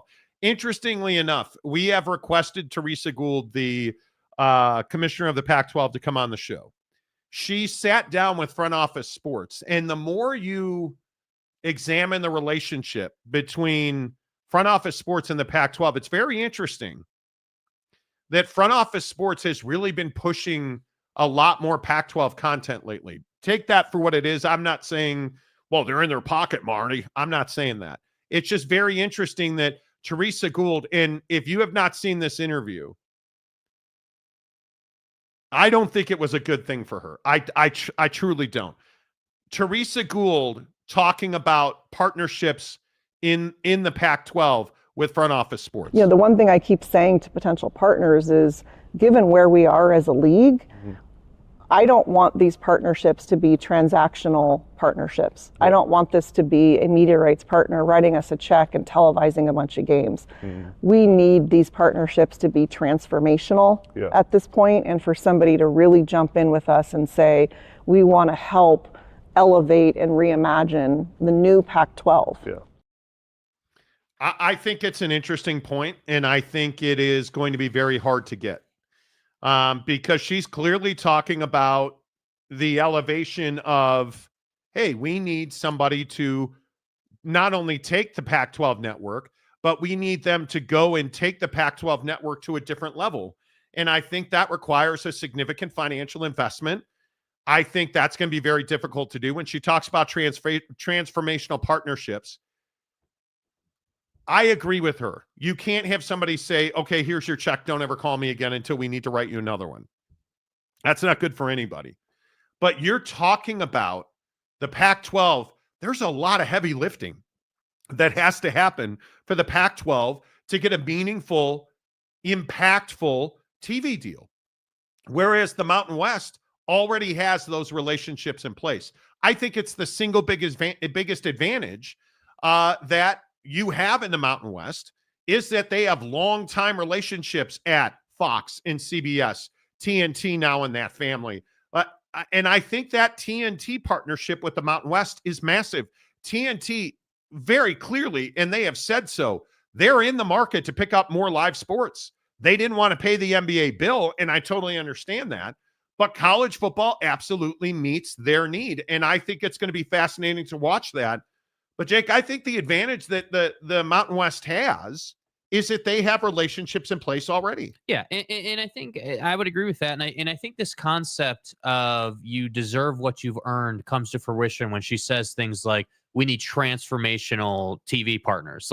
Like you don't just call someone and have these conversations and have that TV partner, whatever network you want to point to, be like, yeah, we're going to sign on to support you for the next 7 years, and we're going to help build this conference up. No, that's not their business. TV partners are not in the business of making you promises to help you, right? They're not signing with you to help you. They're signing with you because then they can go out into the marketplace and sell advertising into your game time window because you've got a big enough audience watching the game. So the thing that I took away from that comment was actually that's all marketing. That's all her positioning herself and trying to put the Pac-12 in a more strategic position, if you will. For me, I saw that clip and I said, yeah, like, what else would you have her say? Because she can't say that they have some massive following and they're going to garner these great relationships. No. She can't say that. She has no ability to factually or logically say that. And so they're trying to essentially play they're not playing the victim card per se, but what they are doing is they're basically saying, hey, like, we're trying to reimagine the Pac-12. It's this new shiny car in the room, when the reality is that's not true. This is the same conference we've had for 20 years in terms of leadership and the people running the conference, and you don't have the same brands. The difference is the Pac-12 never nurtured relationships, and it's just talking to people in television. I mean, it is as clear as it could be. And when you listen to Gloria Nevarez talk about where they are with their TV deal, I think you get a completely different answer. How is your relationship with your TV partners from your perspective? And B, how close do you actually think you are to getting a new media rights deal for the Mountain West Conference? Yeah, so, we've had long-term partnerships with CBS and Fox at the Mountain West. And of course, I've been in this business for 30 years. So of course, it's a small world when it comes to that. We've known each other for decades. So we do have very strong relationships with those two, and we are working with them on what a new media would look like. I am very, very confident, 100% confident. We will have a media deal. When it will be finalized and what it will be, that's still in the works. And, these things take time and we're ahead of schedule. So while we're moving with urgency, I don't think we have a rush to hit a deadline. That's a completely different answer. Yeah, I just feel like she's being honest. I feel like there's a certain level of like, just like, hey, this is our situation. This is where we're at. Like, again, what boxes does she check there in her answers, and how do those line up to what we know to be true? Okay, well, yeah, we know the Mountain West has longstanding relationships with those two networks, straight up, right? And CBS is the main one.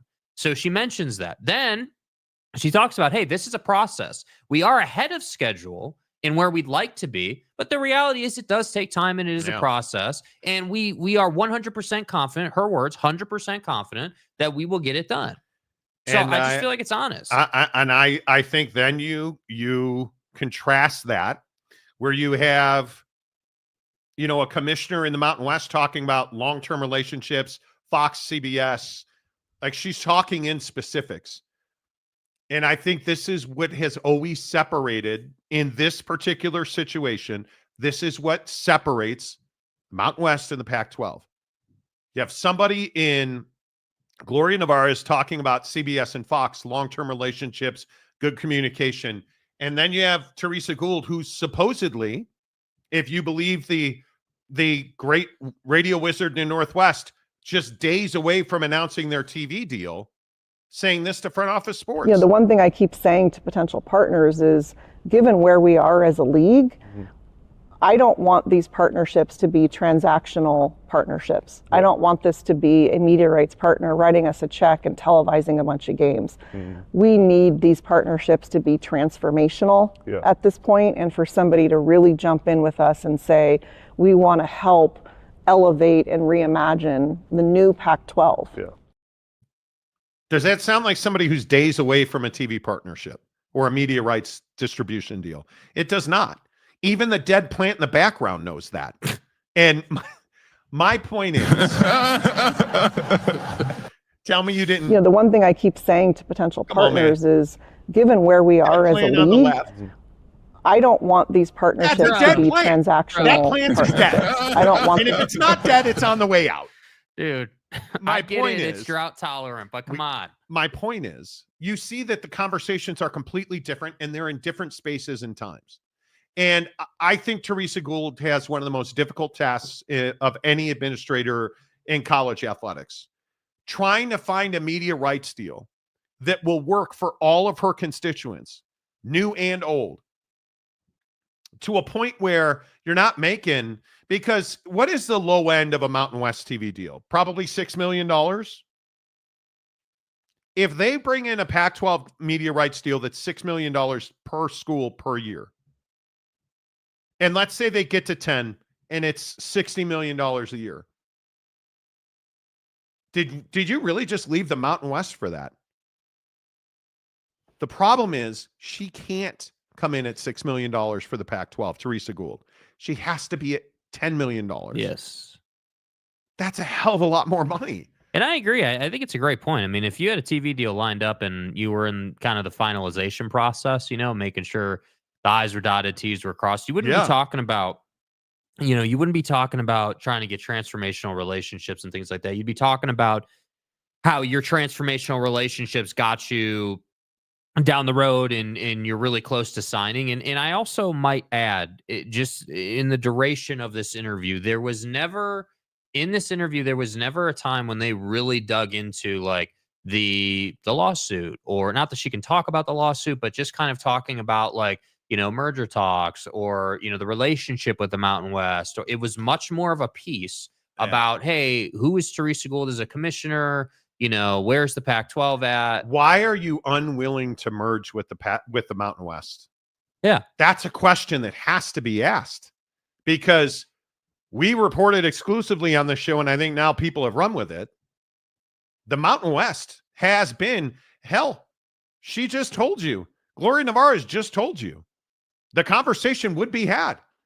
If all things broke and the Pac-12 said, hey, we'd like to talk about a merger, the conversation would be had.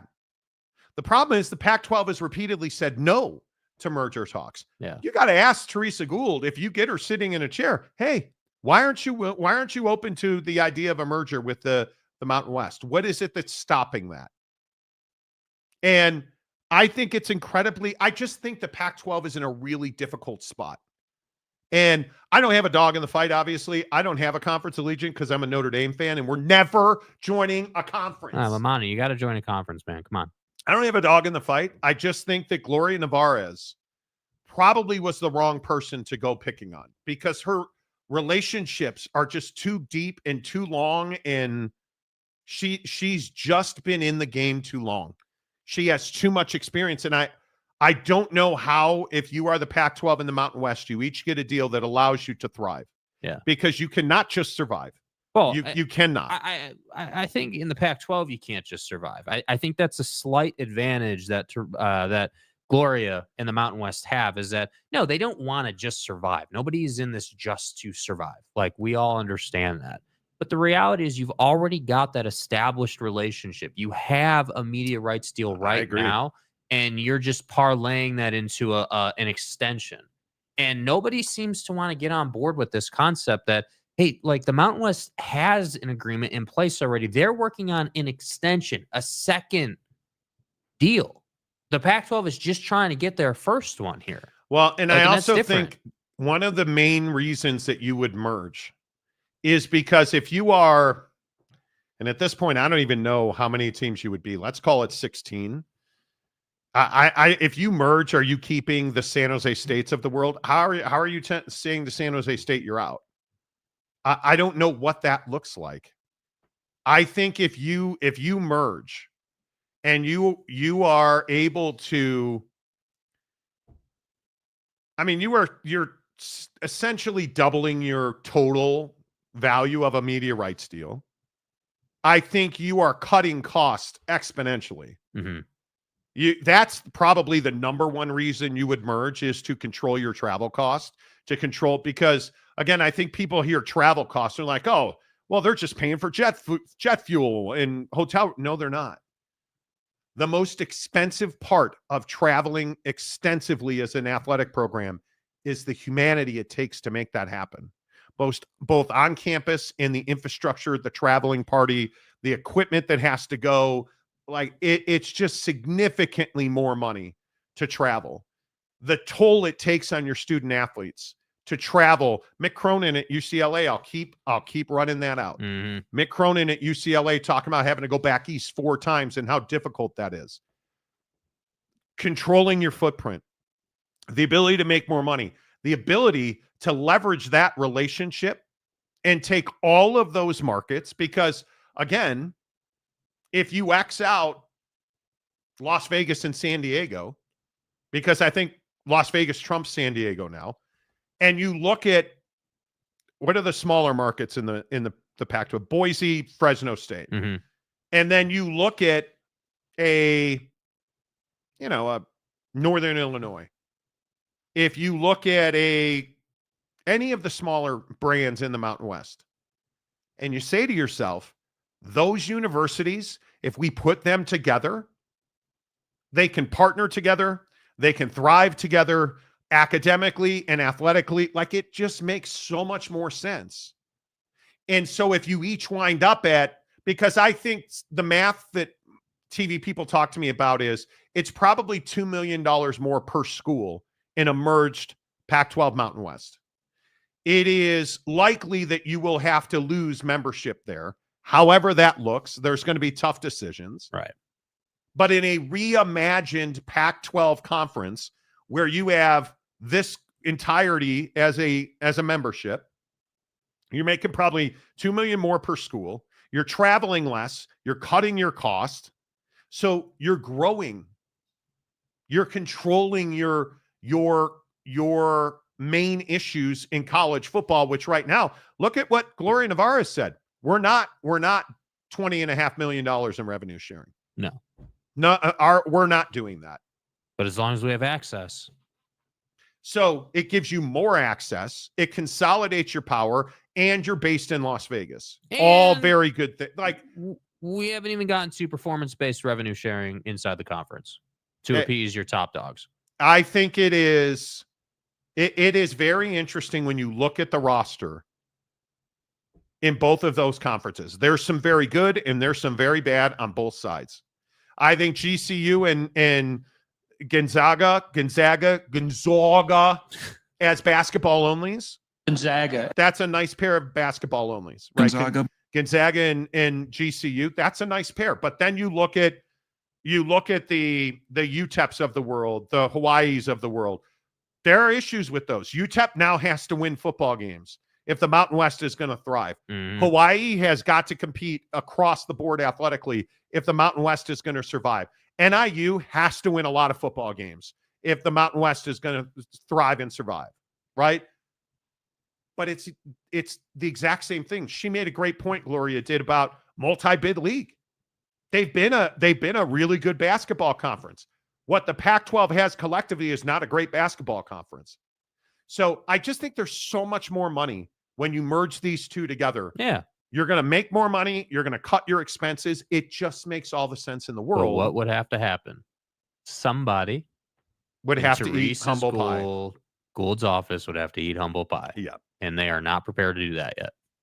And I think I just can't see it happening. I just can't see it happening. All right, your comments. Mike Smith. One has a contract, one does not, and has not for the past couple of years, that position might be a 69 as it eats itself.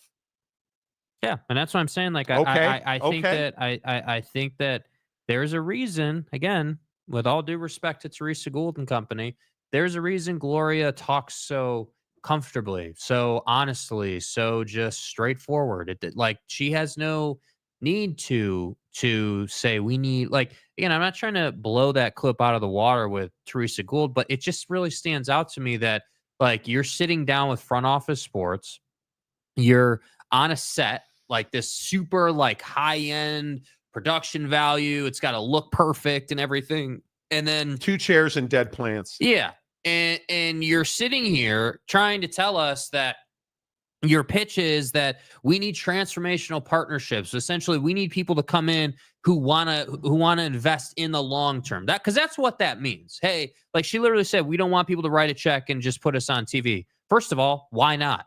You need money. They have checks. Get it done. Right. Number one. Number two, nobody is just going to buy into the conference and say, yeah, we just want to sign on for a long duration of time. But think and help about you what build that it. means, though. Like, you got to remember, they have the Pac-12 network. They have a production facility and all of that equipment. They need somebody who will invest in that. They need somebody who will embrace that. There's just so many more hurdles to overcome in the Pac-12 that I don't know how you do that. I think it's a very difficult proposition. in my opinion, in the Pac-12 specifically, I think sometimes we like to, when I say we, I like the Pac-12 leadership likes to overcomplicate this. I understand that, yeah, you do have all that equipment. You do have a lot of, tangible resources that could be used. But let's be really clear. The reality of your situation is you don't make enough money. You don't have enough money to pay the bills in the long term. You're not making any money in 2026 in fact, you're right now. spending loads of money right now. Like you have way more money going out than coming in, clearly. And you have promises you have to keep financially. So my point is if I was Teresa Gould, I wouldn't be talking about transformational partnerships and sort of this sort of like beautiful picture. I would be saying, hey, man, this is our vision. Our vision is rebuilding this conference to what it was. Because the reality is it should still be in existence. And, what happened Don't happened. even get me started on that. Right? But like, I think it's a really important point if you're Teresa Gould to talk about. We had a great thing. Yeah. It can be great again. Make the Pac-12. No. Yeah. Nope. Nope. I think it's also what in the comment section, where do you guys come out on who's got the stronger group? I mean, on the field, great. But on the field doesn't get you a TV deal. And I know that this frustrates a lot of Pac-12 fans. On the field does not get you a TV deal. I just cannot emphasize that enough. It does not get you a TV deal, right? You need basketball because you need that money, but you also need football in markets where people watch TV. And it is really interesting. It is really, really interesting to me that Pac-12 fans are locked on Boise State. And Boise's a great brand. Boise's a tiny market. Boise's a tiny market.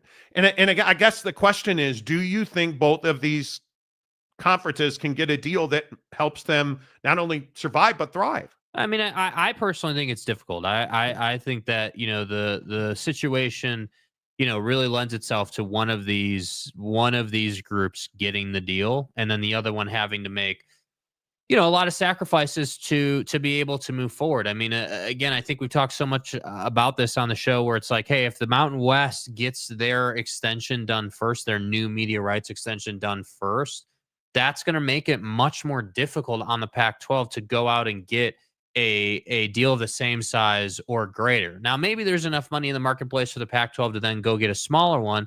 But if we flip that coin and we say, hey, the Pac-12 gets a deal done first, and let's say they get $9 million, $10 million, then that's obviously going to impact the Mountain West. But in interviewing Gloria and talking to her yesterday, I didn't really get the sense that she was at all concerned or felt negatively about their prospect of getting a deal done. Instead, what it seemed like is she was, she literally said, I'm 100% confident that we will get a deal done, and we are ahead of schedule. And so, yes, on one hand, what else would she say? But on the other hand, if you just take it at face value and you think about like, hey, how does she sound when she's talking about this? Does she seem like she's having to work hard to say these things? Does she seem like she's having to kind of fabricate positivity?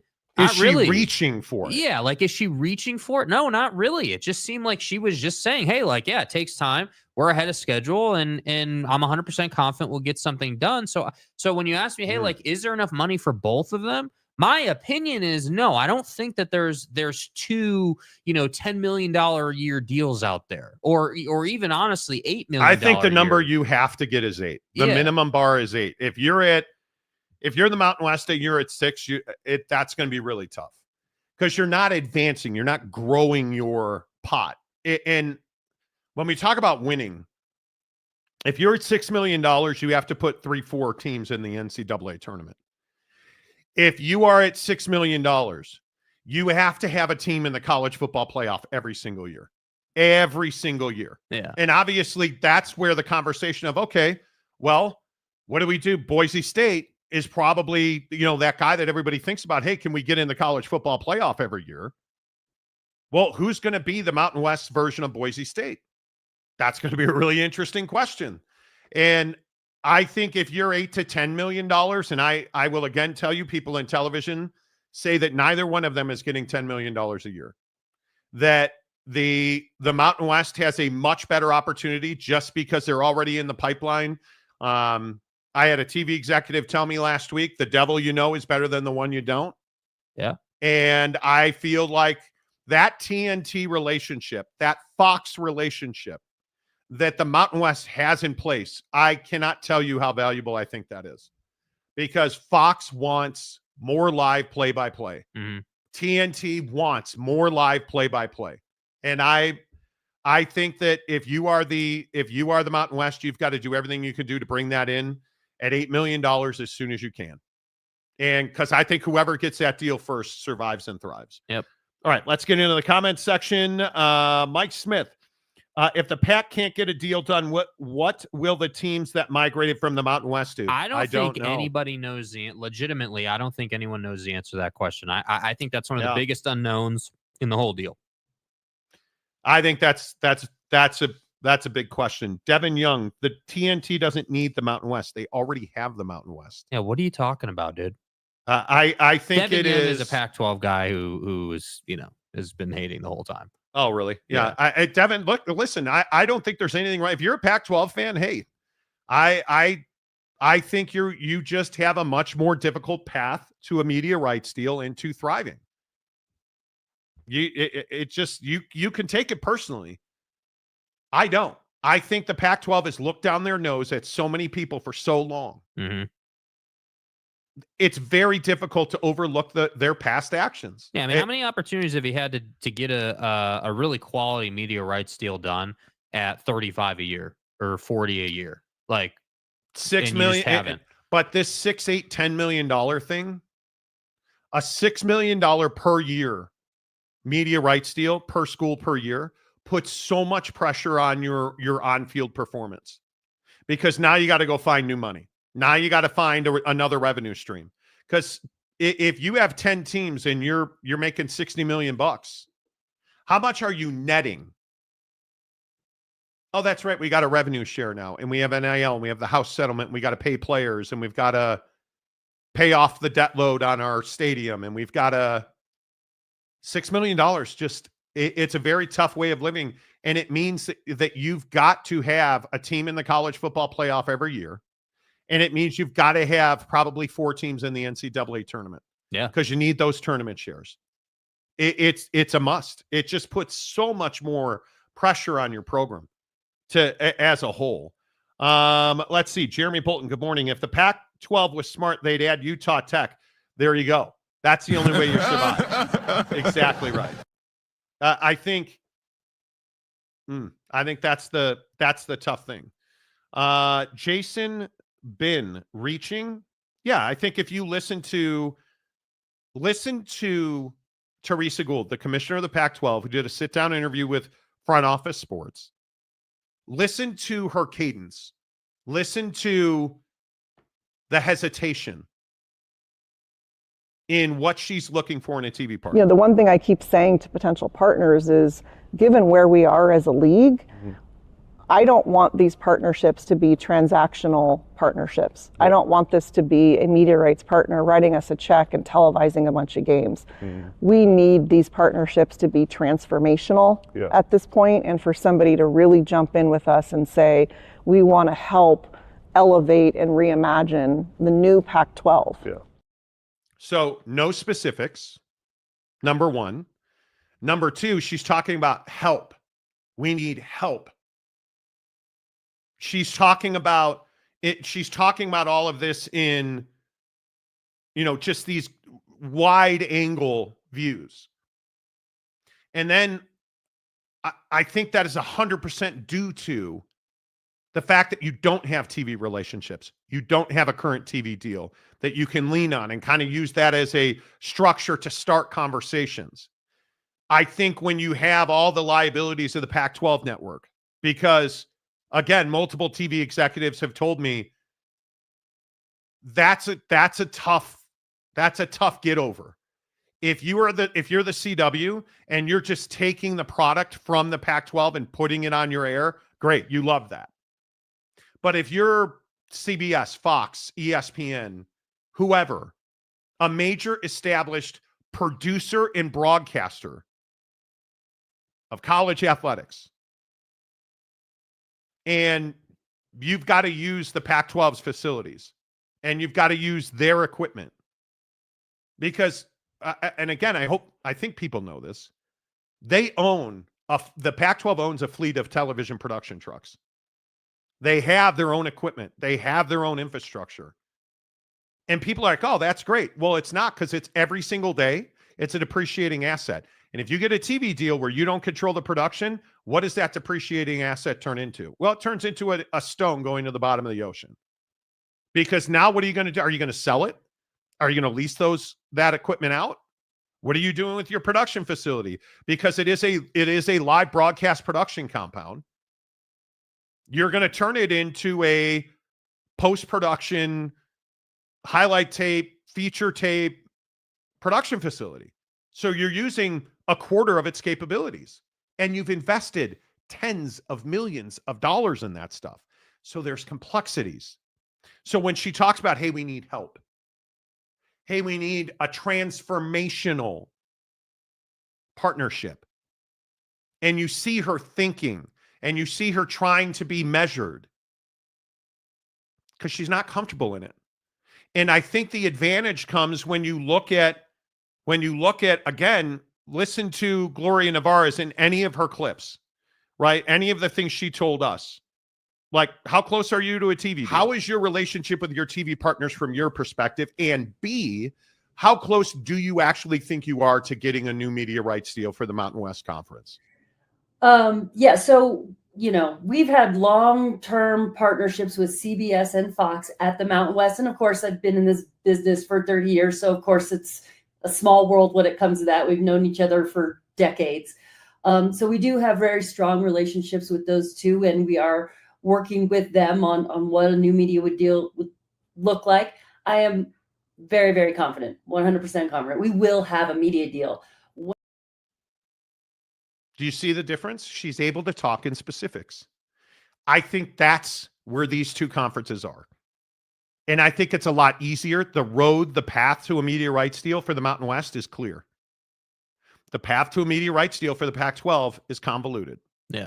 It is murky water you're trying to navigate through. So you can be all in on the Pac-12 or you can be all in on the Mountain West. I'm just telling you, it is a much easier path for the Mountain West. And I think that's as clear as day when you listen to the two commissioners talk. One's talking about long-standing relationships with our current TV partners. The other's talking about, hey, I need help in a transformational environment. That is a significantly different answer. I mean, what Teresa's essentially saying without saying it in specifics, like you just mentioned, is is we need someone to believe in the Pac-12's, future. We need someone to believe in the dream that the Pac-12 has in its current state. We need someone to come in here and fund us and help us get to the next phase. Like, that's not, with all due respect, like, that's not how the business works. That's not how people do it. Yeah, it'll be interesting to see how it plays out. JC says Gould is crazy. How are you going to say we don't want checks? All employers want is to give you a check and zero problems for their employees. Like, am I crazy for thinking I understand it. Like, I understand what she's saying. I do. She wants you to give them a check and then use their production facilities, their equipment, their talent, their people. There's an entire ecosystem that exists in the Pac-12 that is not that attractive to broadcasters. If we're going to do a deal with you, this would be like telling Fox they can't use Tom Brady, their number one crew, on your NFL game. It doesn't work that way. I am paying you to broadcast your game. And if it's a different model, now it's something we're not used to or comfortable with, so it's going to take a lot longer. And the money's probably going to be less. I think that's the biggest problem. Sal Capone, with all this going on with the Pac-12, why would Gonzaga sign with the Pac-12 and not the Big 12? Oh, this is as easy as it is. Gonzaga had, as we reported first and exclusively on this show, an invitation to join the Big 12. Mm-hmm. They talked to pretty much every major conference. The reason that Gonzaga chose the Pac-12 instead of the Big 12, they want guaranteed access to the NCAA tournament. They want guaranteed access to a conference championship. They want guaranteed access to revenue that they get a lion's share of. You're not getting any of that in the Big 12. You're getting all of that in the Pac-12. It is as simple as that. Because if you're Gonzaga and you've run the WCC for years, you're not going to leave the WCC unless you get what you believe is a payday. They view the Pac-12 as that, apparently. And you're not going to leave and take a step back. Their biggest problem in the WCC is they're having to share the money they've earned by going to the tournament and winning games, because the more games you win, the more money you make. They don't want to share that money with the entire WCC. They have an agreement with the Pac-12 that allows them to keep more of that. And I don't think it's difficult at all as to why they chose the Pac-12 by any description. It makes them more money. It gives them more influence. I'm seriously confused on that. Were they afraid the Big 12 basketball schedule, or what's behind that? Yeah, I think that's the entirety of it. But hey, it is what it is. Don't blame Gonzaga for joining the PAC. Big 12 kept dragging their feet with them. Not at all. Big 12 did not drag their feet. They multiple times had both verbal and written invitations to join the conference. The Big 12 was all in on Gonzaga. There's just no doubt about that. Now, they drug their feet on Connecticut. There's no doubt about that, because the Big 12, at the end of the day, the offer that the Big 12 had for Gonzaga was, we're not going to take football for several years until you can show us that you have a plan to put a stadium on campus and that you're going to win games. The deal they had with UConn. Excuse me. They didn't want to subsidize UConn football. Yeah. Now, obviously, they wanted UConn basketball. They did not want to subsidize UConn football. And who would? And nobody does. Yeah. Because people don't go to UConn games, football. And UConn doesn't compete at the highest levels of college football. And I can only keep saying this phrase 1,000 times. They haven't shown a desire to do whatever it takes to win college football games. That's the biggest issue at UConn. That's why UConn is not in the Big 12 today, because it was all or not at all. TJ Beck, I thought Teresa came off as smug, arrogant, and dictating that she wants someone to save the PAC transformationally. I don't think she came off as smug and arrogant. No. I think she didn't say. I think the interview was not good for her. And maybe tomorrow we can chop it up and play more parts of it. And She did in that clip. That clip is, I would say, is a good representation of the interview itself. We're going to talk in generality. We're going to talk. We're not going to say anything. We're not going to say anything. We're not going to talk about the things that people care about right now, which is, again, the Mountain West situation. How close you to a TV deal. We're not going to, none of that. In fact, what we're going to do instead is we're going to talk about Teresa's history, how her time as commissioner has gone so far. We're going to talk about her story instead of doing an interview that is actually like beneficial. It gives Teresa the opportunity, if she wanted to take it, to say, yeah, we are down the road. Like why? And I think it's a great question. If they were close, why do an interview and not say you're close? Why not hammer that point home? Why not build confidence? I think Teresa Gould is feeling pressure to talk. I think Teresa Gould feels like they have said nothing. Mm-hmm. And I think the great radio wizard in the Northwest has done real damage to them, because the guy keeps putting out stuff that doesn't happen. Right? It is not just us saying that anymore, by the way. Yeah, clearly not. It's remarkable how bad the PR has been, how bad the Pac-12 has been at controlling their messaging. And it's because you don't have people at Washington State or Oregon State who you trust to talk. Scott Barnes would be the guy out in front. Scott Barnes is the only administrator in that league as it's currently constructed, because you can't take the new members yet.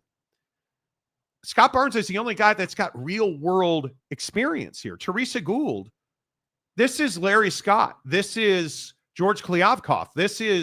That's who Teresa Gould is. And you look at Gloria Nevarez, and a lot of people, when I say, well, she's the one that cost them USC. Gloria Nevarez was in charge of women's sports at the Pac-12.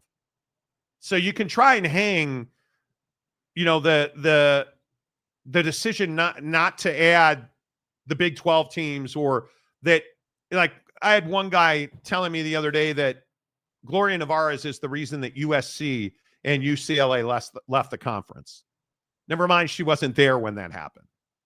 Right? Like, what you can certainly say about Gloria Nevarez is she's a seasoned, experienced builder of relationships. Mm-hmm. They've controlled their message. They have been out front. She's releasing statements. She's doing interviews with us. She's out putting that message out there. And the Pac-12 has been dead silent. Dead silent. Until that interview. And notice what happened here. All of a sudden, Front Office Sports put out a story that said, oh, hey, the 4 major networks are interested in talking to the Pac-12. Not that they are talking, not that they are negotiating.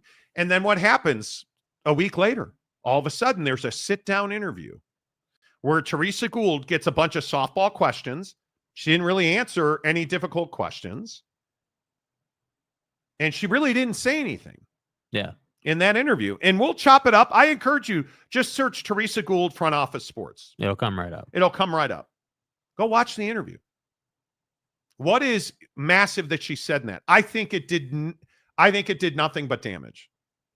Because I don't think she has made progress. I don't believe, and nobody I've talked to in television thinks that she's negotiating with Fox, NBC, CBS, any of the majors. Well, and the other thing is, for anybody who's been following this story, the December timeline now looks foolish. Now it's like, oh, well, last year you guys were saying you have it done by Christmas, and now we're halfway through February, and we're still talking about, hey, I'm reaching out to people. Like, I understand that Pac-12 fans don't like what we have to say about this, but the reality is there's not a lot of ways for me to look at this situation and say that the Pac-12 is somehow in a strong position right now. I don't know. If you just look at the facts that are spread out on the table in front of you and you compare and contrast these two, I don't know how you come out with, oh, yeah, the Pac-12 is in some great grandiose position and is going to get $10 million a year. Or that either are in a great grandiose position, because they're not. They are not. And you listen to Gloria Nevarez tell us, hey, there was a time where there was a question of were we going to survive? And then the remaining members got together and said, yeah, we want to make this work. And I think that the biggest issue is the Pac-12 put themselves in a position where they can't operate. Like, ask yourself this question. Is the Pac-12 operating right now? Are they adding teams? Do they have a media rights deal? They don't. And why is that? Because they said, we're going to pause expansion and we're going to go get a media rights deal. And meanwhile, the Mountain West has added UTEP. Oh, but Monty, UTEP sucks. Okay. UTEP sucks. They went and added NIU. Oh, NIU sucks. Okay. Well, hey, they're at 10 members. Oh, you can keep saying it doesn't matter. It matters. They've added Hawaii as a full member. They've added NIU. They've added GCU. They've added UTEP. They're backfilling. They're at 10. They're negotiating a new TV deal. I'll continue to tell you, my sources have told me they're negotiating multiple million-dollar partnerships in the branding space.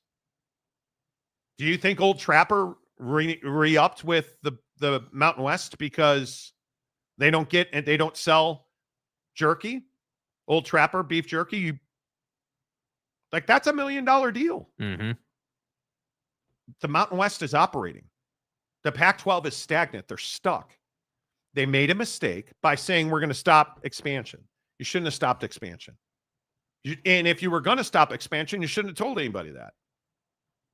You should have just been doing your deal and trying to get a media rights deal any way you can. But they didn't. All right, let's run through some of your comments.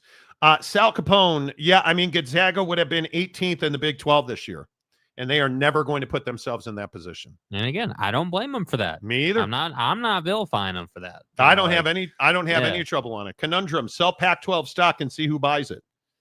Right? I don't know. Jake Gordon, but Monty, they're the Conference of Champions. What do you mean nobody wants to pay? Somebody will pay. Back of the envelope calculations. You're not wrong. I still to this day don't understand the attractiveness of the Pac-12 brand, because what they used to be is not what they are. Mm-hmm. And all we're talking about is moving forward. Nothing you've done in the past seems to matter in college athletics. So I ask you, what is the attractiveness of the Big 12 brand? What is the attractiveness of the ACC? What is the attractiveness of the Big 10 and the SEC and the Mountain West? Compare that and contrast that to what is the attractiveness of the Pac-12? Well, I could tell you in the Big 12, currently, it's that they're a basketball powerhouse. They should be better in football. God bless you, Oak State James, but they're not.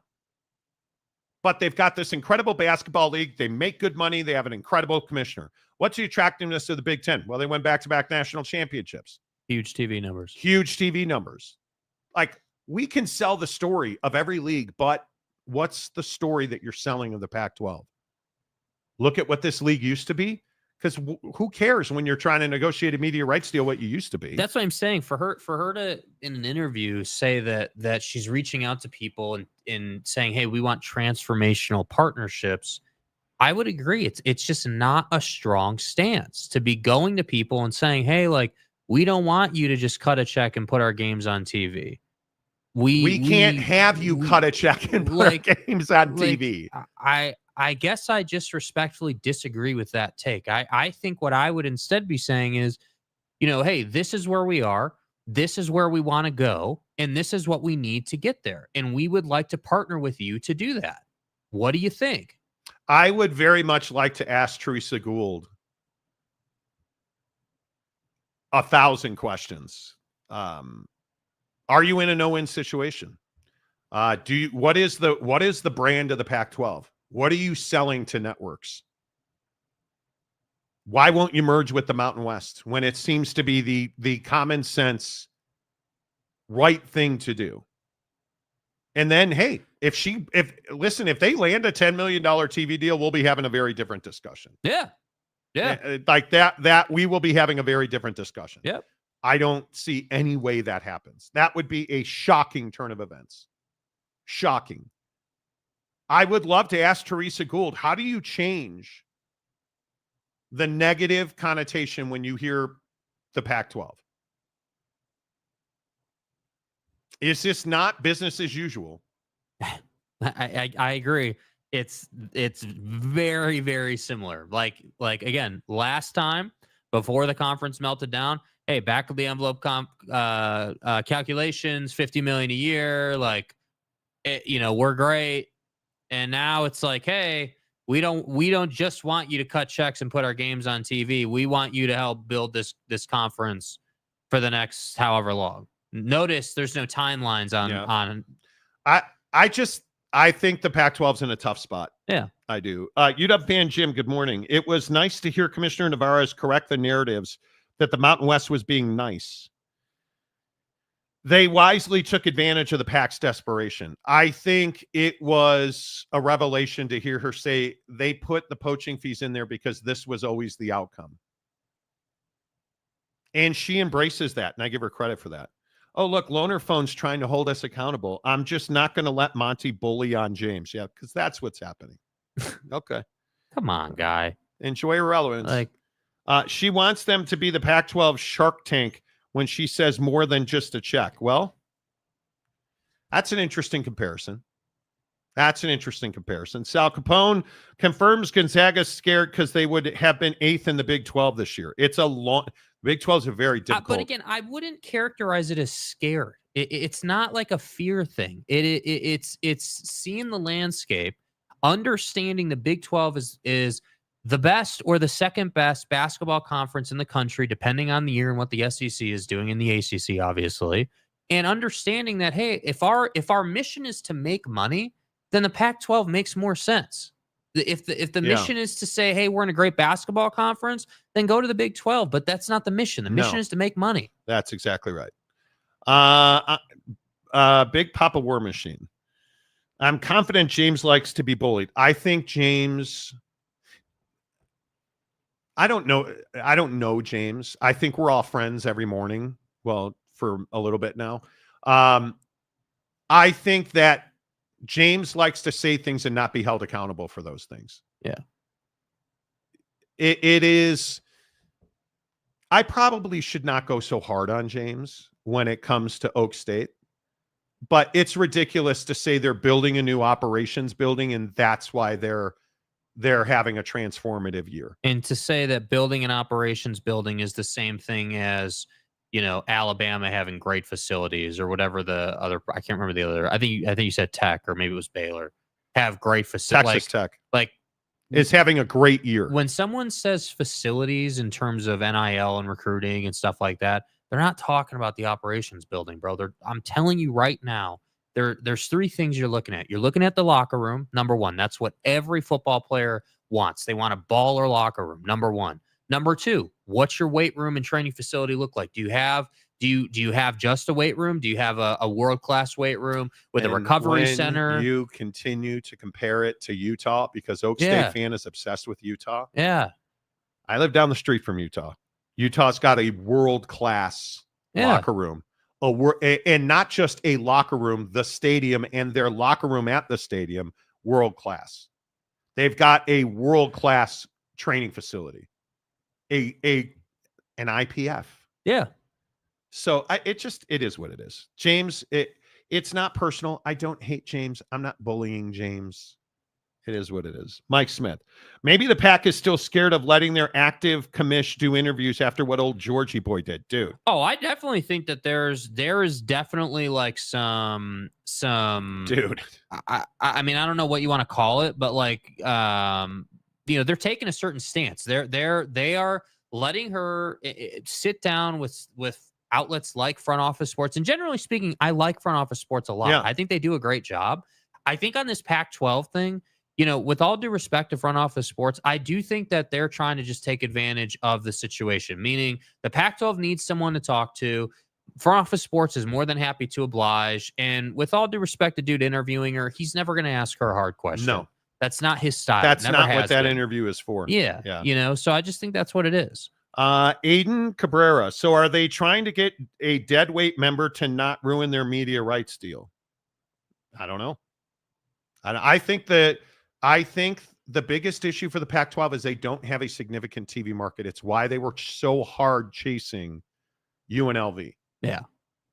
because Las Vegas is a phenomenal market. And again, just speaking on how Gloria came off in her interview with us, I think she was very straightforward on UNLV. I think she made it very clear that the MOUs are binding and UNLV's not going signed a anywhere. full grant of rights. Do you think it was an accident that Gloria Nevarez told us in that interview that the Mountain West grant of rights is modeled off of the ACC and the Big 12s? Good luck. Do you think that was accidental? No, it was not. Good luck. I have never seen another single Baylor fan in this chat. I like to fight and appreciate they throw me a bone every now and then. Oh, they come around once in a while. They come around during the football. Baylor very much is a fan base that shows up in September and October. Yeah. They disappear in November, and then they come back during March Madness. And you'll find them in our comments section after the show sometimes. And yeah. The PAC teams that left did very well in their new conferences for the most part. They just screwed the pooch when their conference commissions trying to get media rights deals. I think that the 4 members that went to the Big Ten obviously did very well financially. On the field, not one of them was relevant. Not one of them. At the end of the day, was Oregon relevant? Yes, they were undefeated. They beat Ohio State. But to get boat race like that in the playoff. Yeah, picked a bad week to play your worst game of the year, bro. So I think they did fine. I think Colorado and Arizona State did more than fine, right? And again, I just think, I don't know how many people agree with me. I think that Utah was one of the anchors around the neck of the Big 12 this year. Losing the way they lost in college football really hurt the Big 12. If Utah had been Utah of years past, I mean, that's a college football playoff team, only they're not, so it doesn't matter. Right. It just, it's fine. Roche, the PAC hasn't changed, have they? No, they have not. Nope. No, they have not. Good station for good info, not flashy, but meat and potatoes show. Okay. That's fine. You watch Smoke on Sikkim. If you're a Baylor fan, obviously. Yeah. Those guys do a great show every afternoon. Jason Bin, Gloria made a good point about being a feeder for the P4 and knowing their place. She embraced it. Gould is delusional about who and what they are. I was impressed that Gloria took that stance. I was really Jason, impressed. I think that's a great point. Yeah. Yeah. No, and we've said this a million times on the show. You have to know who you are and where you are. Yes. No doubt about it. Mike Smith, Zag was doing what they think is best for them, and you can't fault them for that. You can question them, but I don't think they made a bad decision. I don't. They're going to be in the tournament every year because the Pac-12 doesn't have, and frankly, even when they were the old Pac-12, they struggled in college basketball. Yes, they did. But now you truly do not. San Diego State, obviously, but you're going to have to find 4 of those teams that'll go into the NCAA tournament every year, because I think that's why GCU was so significant for the Mountain West. I respect securing the bag as long as you don't say the PAC is a better basketball conference. It's not. It's not at all, in my opinion. Utah Stadium, smaller than I thought it was. Nothing wrong with that. Just thought it was bigger. Oh, I think that was very much intentional. Yes. They wanted to keep it smaller to keep it more intimate and to make it a much more difficult Utah has multiple times, BYU as well, has multiple times talked about expansion. The famous line at BYU is closing in the corners. Yeah. Don't do it. You want more demand than you have tickets. Yes. You get in trouble when you have more tickets than you have demand. And specifically Utah, the Crimson Club and the fan base doing a phenomenal job of filling that joint. They really do. Mike Smith, former PAC teams were in all of their new conference championship game, or am I remembering wrong? No, you're not remembering wrong at all. I think if you look at Arizona State and you look at Oregon, yeah. I cannot believe Oregon lost that bad. Just didn't show up. Honestly, it didn't show up. Welcome to the nightmare. PAC seems to be shooting themselves in the foot at every turn between the poaching, legal battles, stopped adding members, floundering on getting a media rights deal, and now the botched interview. And I'm not telling you what to think of. We'll play more cuts tomorrow. I promise you. We'll have a conversation about Teresa Gould's interview. What I'm telling you is they have made strategic errors in the last 8 months that are coming to bear every single day. And at some point, you had a chance to flush all of the old out and bring in new in the Pac-12, and you should have done that. Scott Barnes should be the commissioner or somebody else. Yeah. Go get Mark Harlan at Utah. And you went with the same old. And as I love to say, the best indicator of future results is past action. Yeah. And you continue to act like you've always acted. Phil Venzer, UNLV had a football player pass away. Rip Ben. Yes. Yeah. We talked Unfortunate about scenario. that last week. Yeah, that's really unfortunate. Sal Capone, Arizona fan. I love being in the Big 12. Basketball is so much more entertaining. How about love this year? How about your head coach talking that smack before the Baylor game? Ooh. Yeah, they were ready for Baylor. Yeah. They were ready. They were ready for Baylor. Every game in the Big 12 besides Colorado is a great atmosphere and great competition. I would agree with that. JC, sorry, Monty. Gould has a clause in her contract that only accepts 999 numbers. Exactly right. RJC, man. James says funny stuff. He has missed to all shits and grins, not personal. Okay. Yeah, I think it's probably too late for you to backtrack now. Because remember, or it's probably me. I'm a bully and an asshole, you know. Yeah, that should go steal. They should go steal Mark Harlan from Utah. He'd be a phenomenal commissioner, says the BYU fan. Jeremy, good to see you, my guy. Always good to see. Big changes coming to the show, you guys. We are 6 weeks away. I don't know when we're going to wind up talking about it, but big changes coming to the show. Monty, did you enjoy your trip to Seattle? I did. One of the interesting conversations is diversity. I live in Salt Lake City. I see white people.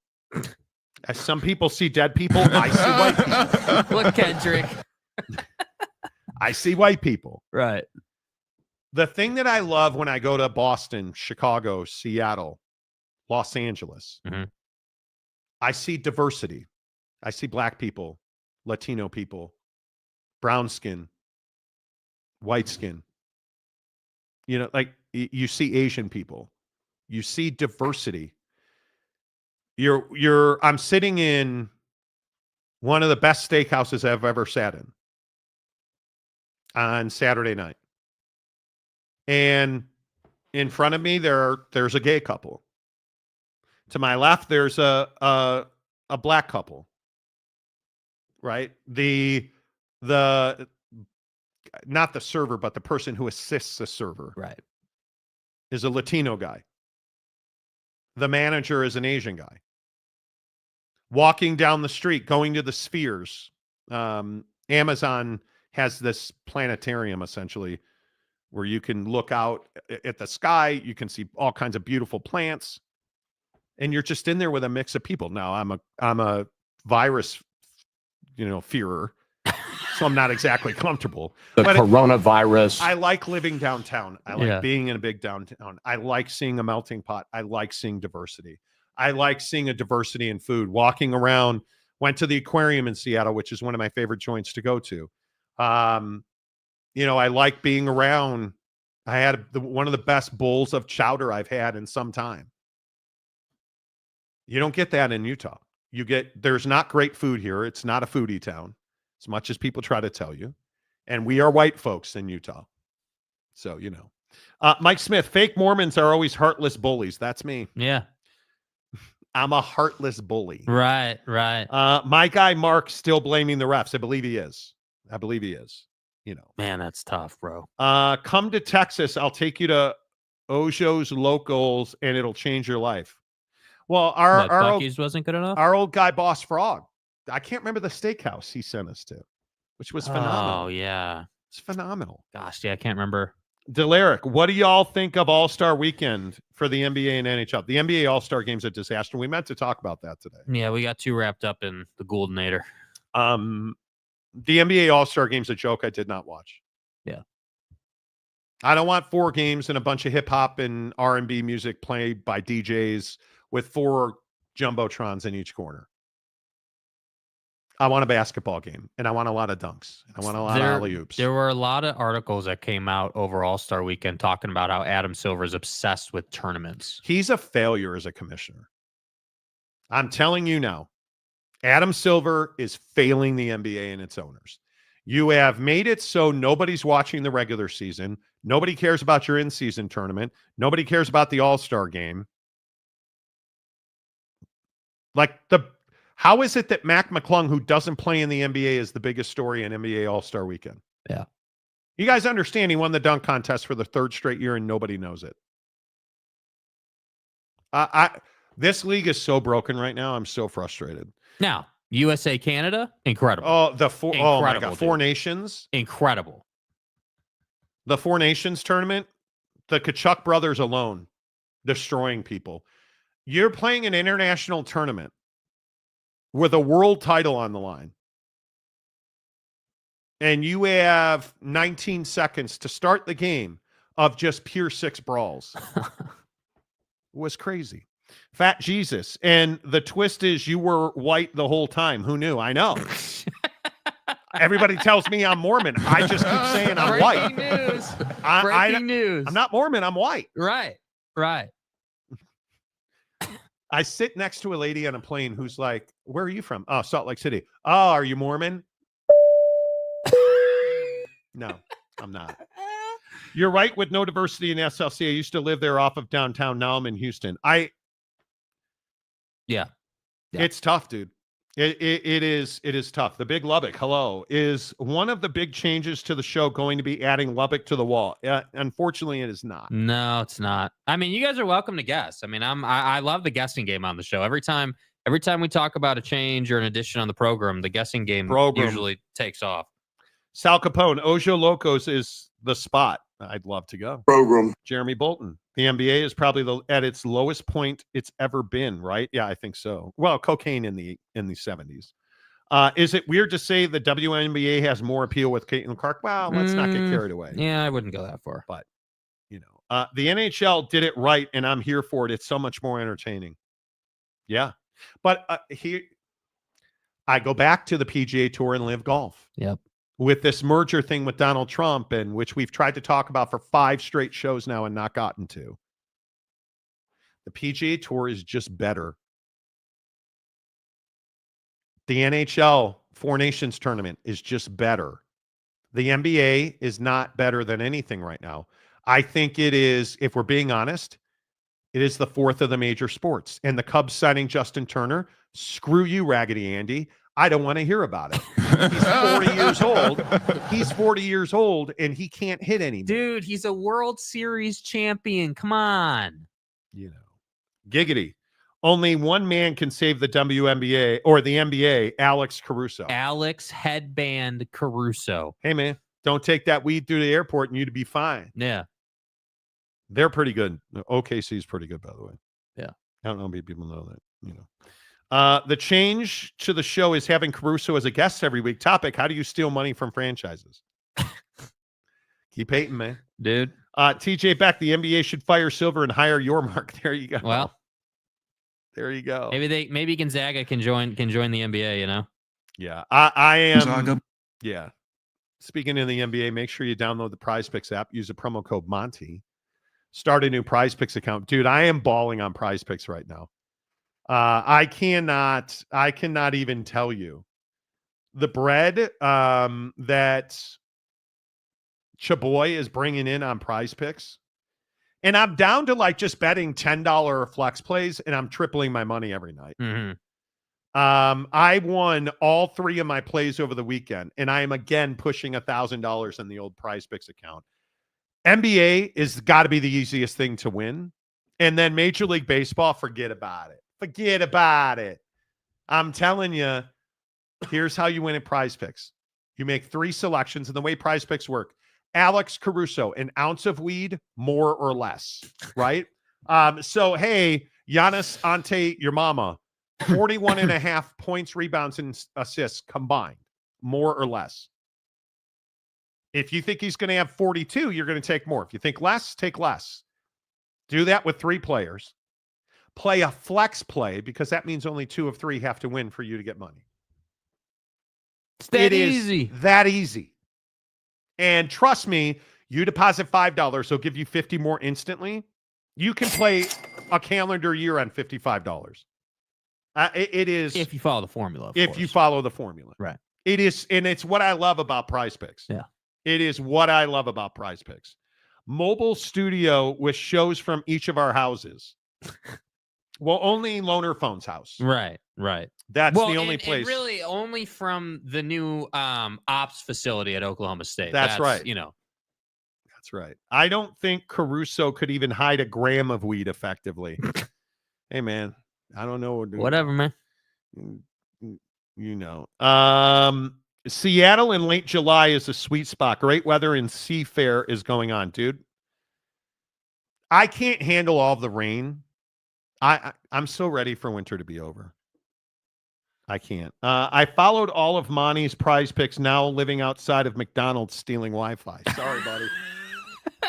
Bro, there was, speaking of Seattle, there was a brawl outside the McDonald's in Seattle. The only thing I don't like about Seattle is that there's weed but then again, you walk down the street in Utah, and what do you smell? Weed everywhere. Yeah. But we don't do that in the state, Weed everywhere. Yeah, I guess it's time. The Monty Show is always presented by our friends at The Advocates, theadvocates.com. Thank you so much for being here today, friends. Tomorrow, we'll have a lot more on the Teresa Gould interview. Tomorrow, Live Golf versus the PGA Tour. Yes, and I don't care if it pisses you off. I'm talking about it. Do you still think about the Saudi oil money when you think about Live Golf? We'll talk about that tomorrow on the show. Four Nations tomorrow on the show. We'll continue to tease you and not tell you what big change is coming to the show April 1st.